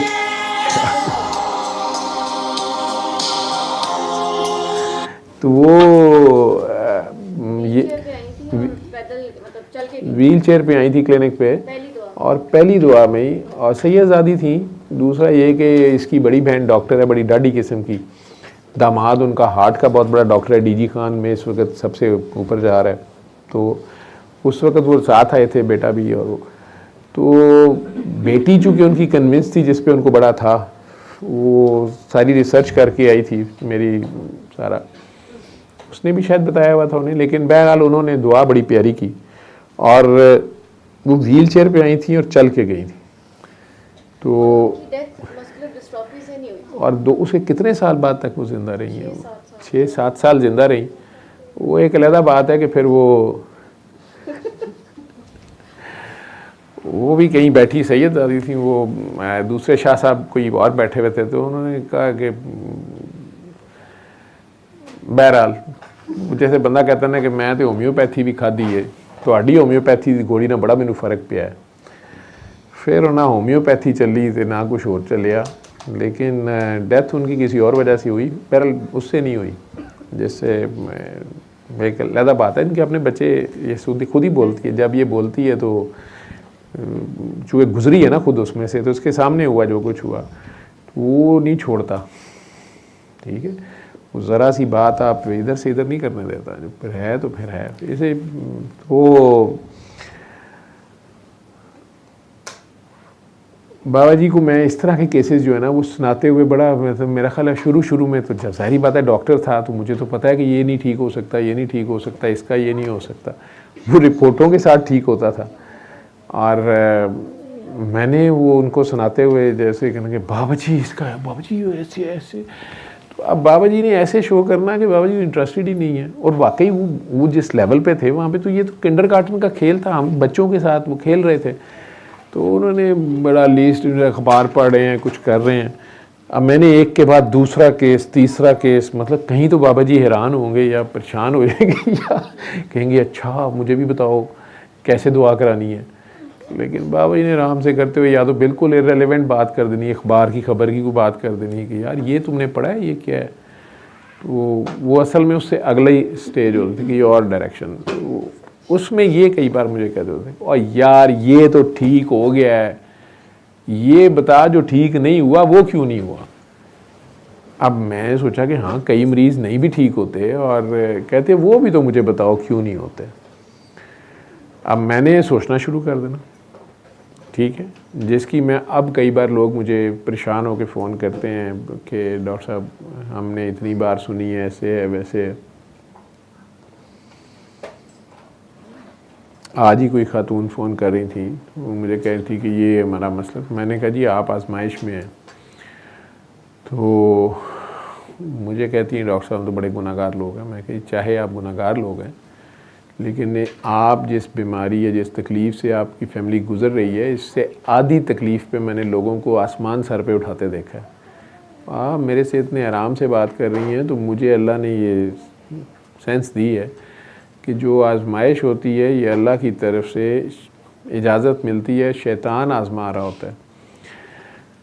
दावा आपसे हो जाता है, वो आप लोगों से हुआ है, लेकिन अल्लाह को पता है कि आप उसी के बंदे हैं, तो वो आपकी सकत से ज़्यादा उसे आजमाने नहीं देगा और साथ वो सब्र दे देता है। तो आपकी आवाज़ से मुझे पता चल रहा है कि आप सब्र में हैं और बड़े सब्र से इसमें से गुज़र रही हैं और आपकी फ़ैमिली गुज़र रही है। तो ये सब्र आपको पता है, सब्र आपके पास है और खुदा याद है, तो ये आजमाइश है। तो ये अपने वक्त पे जाएगी और वो अपनी आपकी सकत से ज़्यादा आजमाने भी नहीं देता उसको। लेकिन इससे आधी भी तकलीफ़ मैंने लोगों को चीखें दाड़े मारते और इधर से उधर डोर टू डोर भागते देखा है और खुदा बदलते देखा है मिनट मिनट पे। खैर, तो वो लर्निंग टीचिंग इसी तरह की करते थे। उसमें कई बार किसी बीमारी के बारे में, यार ये काले यरकान का मरीज़ ठीक हो जाता है, अलामात ठीक हो जाती हैं, कई बार इसका टेस्ट नहीं नेगेटिव होता। मैंने हाँ बाबा जी कई बार ना वो जो होता है ना एंटीबॉडी वो नहीं ठीक होती, तो PCR ठीक होता है। अब मैं खुद हालांकि किसी का था और अपनी टेस्ट नहीं कराता था, तो अल्लाह ने मेरे पे करम किया, मेरे PCR छोड़ एंटीबॉडियाँ भी ठीक हुई। फिर तो वो मुझे कहते हैं यार तो वो PCR ठीक करता है तो एंटीबॉडी नहीं उसको ठीक करनी आती। मैं सोचा हाँ बात तो ठीक है, वो तो हमारी साइंस और अकल की बात थी ना कि वो नहीं हो सकती, वो बॉडी में जी उसका रहेगा। मैं सोचना शुरू हो जाता था। या जैसे अब ये किसी ने सवाल पूछ लिया कि जी जो टांग कट गई है वो दोबारा उग सकती है कि नहीं, और सारा कुछ तो जवाब ये वक्त के साथ, आज तो मैं उसको जवाब दे रहा हूँ कि मेरा रब चाहे तो जो मर्ज़ी कर देगा, वो तो कर भी सकता है, लेकिन वो साथ ही कह रहा है कि फिर जो इतना से डरते हैं ये भी नहीं डरेंगे और फसाद पैदा करेंगे। ये तो इंसान इंसानों को नहीं माफ़ कर रहे होते। प्लस ये सोचता था कि जब वो रहमान है उसको कोई पुकारता है तो फिर सारे क्यों नहीं ठीक होते हैं। तो फिर समझ आई कि कुछ तो अल्लाह के मुजरिम हैं तो वो तो फ़ौरन माफ़ कर देता है, लेकिन जो बंदे हैं आपस में उसमें अल्लाह आता ही नहीं, उसकी फ़ाइल उसके पास है, वो छोड़ ही नहीं रहा उसकी फ़ाइल, तो वो तो बंदा ही छोड़ेगा तो जान छूटेगी। फिर अगर उसका नुकसान किया हुआ है उसे आई एम सॉरी से गुजारा ही नहीं होना, वो कहना तलाफ़ी कर, तो अब तलाफ़ी करें। आपने उसके 10 मरले या 10 कनाल ज़मीन ली हुई है या 1 मुरब्बा ज़मीन पे कब्ज़ा किया हुआ है, तो वो अब आप उससे सिर्फ सॉरी कर लें नहीं, आप उसका माल वापस करें, या उसकी बेटी को पकड़ के तलाक करा दी है या कुछ और काम किया है, किसी यतीम को कत्ल कर दिया आपने किसी को, तो अब आप सिर्फ आई एम सॉरी से गुजारा चलाएंगे, ऐसे नहीं होगा। आपको किसास या दैयत दे के भी जान छूट जाए तो बड़ी बात है। उसमें फिर ये वाली बात जैसे करता हूँ कि अच्छा अल्लाह मियाँ मेरी नेकियाँ दे के मेरी जान छुड़ा दे, या मेरी नेकियां थोड़ी हैं तो अगले के गुनाह मेरे खाते में लिख के, क्योंकि कंतरा महराब वाली जगह जो है वहाँ भी यही होना है, तो चलो इधर ही कर लेते हैं। अल्लाह सिखा ही रहा है ना इस तरह करना है, तो आप यही कर लें, कम से कम यहाँ पे तो जान छुड़ाएं। ठीक है, तो मुश्किल वो होता है कि जहाँ पे पिछले बंदे फौत हो गए हुए हैं, पीछे हो गई हुई है कोई गलती, ठीक, और स्पेशली अल्लाह के बंदे की शान में गुस्ताखी की हुई है या किसी, उसमें बड़ी मुश्किल होती है। में भी फिर वही बात आ जाती है, उधर से कह देता हूँ सरकार के आगे पेश हूँ, उधर से साथ यही अपनी देखी अपनी पेश करो और अगले गुनाह भी ले लो, साथ सदका खैरात। ये जो खाना खिलाना ना, भूखों को खाना खिलाना, इसकी अहमी नहीं है फजीलत, ये इसमें बड़ा फ़ायदा है। और कोरोना के दिनों में मैं कौम को बार बार जो हर दूसरे तीसरे दिन मेरे ख्याल में करता था दुआ सेशन, लाइव फ़ोन पे ही करना होता था या शायद रोज़ भी करता था जब ज़्यादा थ्रेट था, अब तो मुझे याद नहीं है, तो मैं बार बार कहता था कि चैरिटी ज़्यादा करें, चैरिटी ज़्यादा करें, आपस में जो है ना वो लोगों का ख्याल करें। और स्पेशली लोगों ने बेचारे जो दिहाड़ीदार थे उनके तो सारा कुछ बंद था, वैसे ही ना कोई काम था ना कोई मजदूरी थी, तो वाकई हमारी कौम ने उस वक़्त बहुत ज़्यादा एक दूसरे का ख्याल किया भी है। मुखय्यर हज़रात ऐसे थे जिन्होंने खाना बांटा है, ज़रूरियात ज़िंदगी बांटी हैं, तो अल्लाह फिर ऐसी कौम के ऊपर खुश होता है, अल्लाह वहाँ पे मज़ीद खुशहाली देता है जब आप मिल बांटते हैं ना। और स्पेशली जो आपस के एक घर वाले लोग अगर आपस में इकट्ठे बैठते हैं, इसमें जितनी बरकत है मैं आपको बता नहीं सकता। जॉइंट फैमिली सिस्टम एक कर्ज समझी जाती है, इसमें कोई शक नहीं है, और ख़वातीन की वजह से, आपस की इनकी लड़ाइयों की वजह से होती है। सेंसिटिव होते हैं ना, हसास लोग ये होते हैं, तो ये एक दूसरे का सत्यानाश भी मारती हैं, बद्दुआएं भी देती हैं और अपने ही बच्चों का भी सत्यानाश कर लेती हैं। लेकिन अगर ये आपस में सेक्रीफाइस करते हों अल्लाह की खातिर और सब्र से काम ले लें, तो उसमें जो बरकत फिर रब डालता है उसको आप सोच नहीं सकते। और वो आपको लाजमी नहीं पैसों की फॉर्म में बरकत मिलेगी, वो नेक औलाद की फॉर्म में बरकत हो सकती है, सेहतमंद औलाद की फॉर्म में बरकत हो सकती है। और बुजुर्गान की ज़िंदगी जिनके बारे में आप जॉइंट फैमिली सिस्टम में सोचते हैं पता नहीं कदू मरनगे, उनकी ज़िंदगी भी लंबी होती है, उनकी दुआएं भी साथ चलती हैं और आपके बच्चों की कामयाबी का सफ़र भी बड़ा होता जाता है। ठीक है, वो इंसानों को समझ नहीं आती इस चीज़ की, लेकिन अगर थोड़ा सा गौर करें कि रब ने कौन सी चीज़ किस चीज़ में रखी हुई है, तो फिर ये मौला अली की अगर ये वो नहजुल बलागा ही पढ़ लें ना, उसमें ही गौर कर लें, उसमें कुछ उनके बड़े काफ़ी चीज़ों को, राज़ों को खोला हुआ है उन्होंने, और बड़े प्यारे अंदाज में उन्होंने उसको समझाया हुआ है। लेकिन अब नहीं कोई समझना चाहता तो फिर नहीं, वो आप जिसने नहीं मानना ना, उसके सामने चांद 2 टोटे भी हो जाए तो वो नहीं मानता, वो कहता है इधर को 2 टोटे हुआ, इधर को नहीं हुआ। ठीक, या 2 ही हुआ ना, 4 तो नहीं हुआ, तो वो फिर आप क्या कर सकते हैं।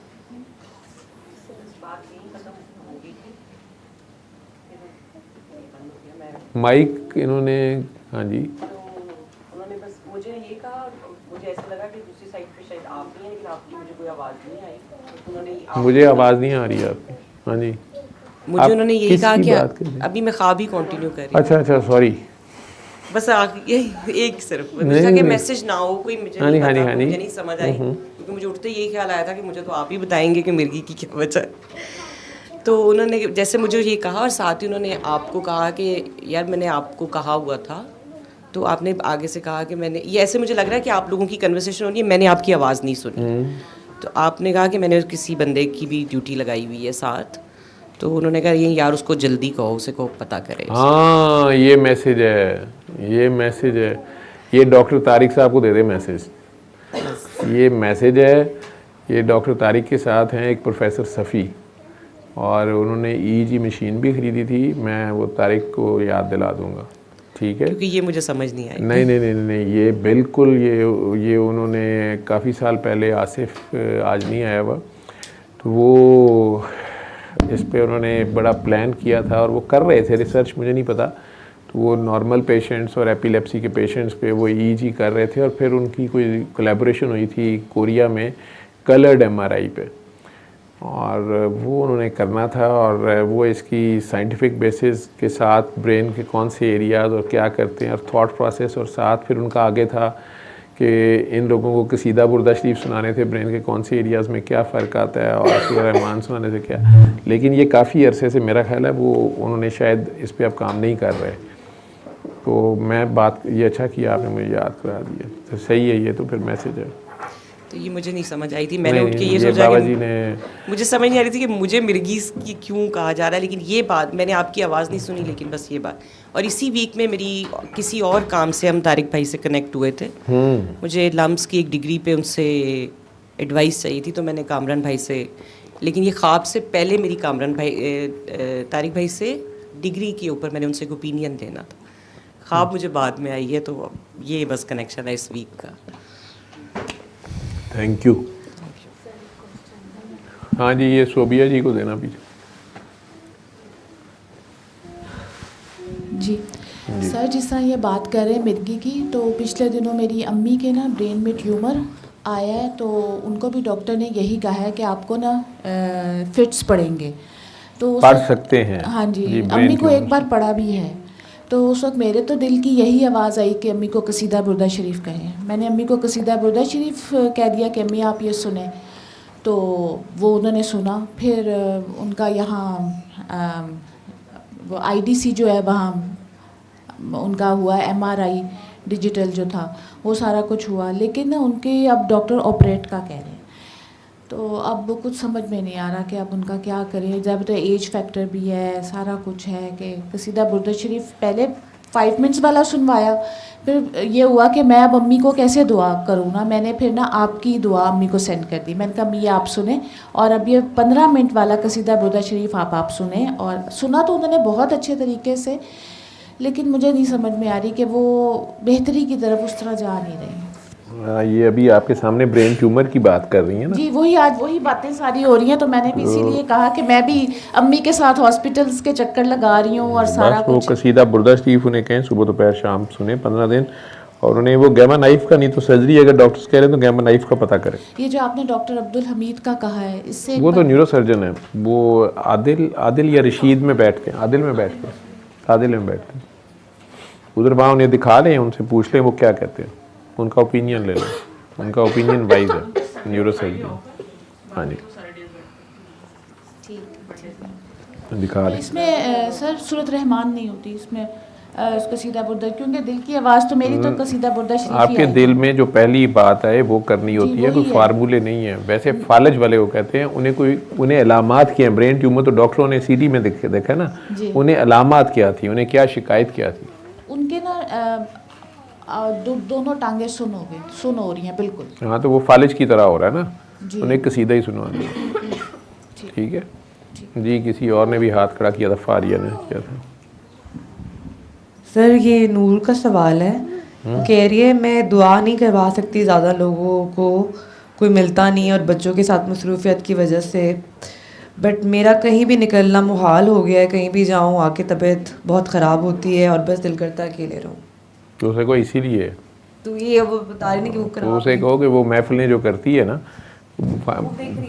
हाँ जी, वो महफिल में दुआ कराया करे, नए लोग बुला लिया करे ना, महफिल में खुद नहीं जा सकती तो नए लोग बुला लिया करे, वही अपने 4 मदा ना इकट्ठे कर लिया करे ਜਿਹੜੇ ਆਪੇ ਆਪੇ ਸਾਰੇ ਮਦੀਨੇ ਪੁੱਜੇ ਹੁੰਦੇ ਨੇ ਅੱਖਾਂ ਬੰਦ ਕੇ ਕਰਕੇ, पर रूहानी मुलाखड़ा हो रहा होंगे कि केड़ा जेट ते गया है तो केड़ा बोइंग ते गया है, तो वो उसकी बजाय प्रैक्टिकल काम करे। ठीक है, और वो सिर्फ और उसमें भी बेचारी मेड्स को ही ना दुआ कराने बह जाया करो, मेड्स को पैसे चाहिए होते हैं, छुट्टी चाहिए होती है। ठीक है, वो बेचारे कहते कमर दर्द है बाजी अज मैं नहीं आना, नहीं तुम आंखें बंद करो दुआ करो, कहते खादा खसमा ਨੂੰ ਉਹਨਾਂ ਨੂੰ ਹਾਸਾ ਆ ਜਾਂਦਾ ਹੈ कि लै दुपट्टा ना लिया नहीं सानू दुआ करानी पैनी, असी तो 5 नमाज़ां भी पढ़नी, वो उन्हें या पैसे चाहिए होते हैं, एक्स्ट्रा हेल्प चाहिए होती है, या उन्हें छुट्टी चाहिए होती है। तो उन्हें कहें कि यही मॉडर्न आंटियाँ जो है ना, जिनके पास वो इस्लामाबाद भी जाते हैं, फ़लाँ हाउस में ये हो गया, फ़लाँ हाउस में वो हो गया, रिपोर्टा मेरे को भी सारियाँ ने, तो उधर दुआ करा दिया करे। अभी आपके सामने वो देखो, वो ISI में है बंदा, यहाँ बोलने की इजाज़त नहीं है, वो बेचारा की करे, बेगम ओदी डाडी है, उसने पकड़ के उसके बचपन के 3-4 दोस्त भड़का दिए हैं। ठीक है, और वो किस किस्म का दोस्त होगा आपके ख्याल में? उसने कहा होगा आंखें बंद करो दुआ करो, उन्हें कर ली होगी। वो कह रहे हैं ना कि पहले से 3 घंटे से कोई डिबेट जारी थी, तो काकी नहीं बाज आई, उसने करा के छोड़ी है ना दुआ। ठीक है, तो ये अगर कहीं नहीं जा रही, मैं कैसे मान लूँ कि इसके घर में मेहमान नहीं आ रहे, इसके मियाँ के नहीं आ रहे, या ऐसे कोई और बंदे नहीं आ रहे, तो वो जो कोई भी आए उन्हें पकड़ के ज़िबा किया करे।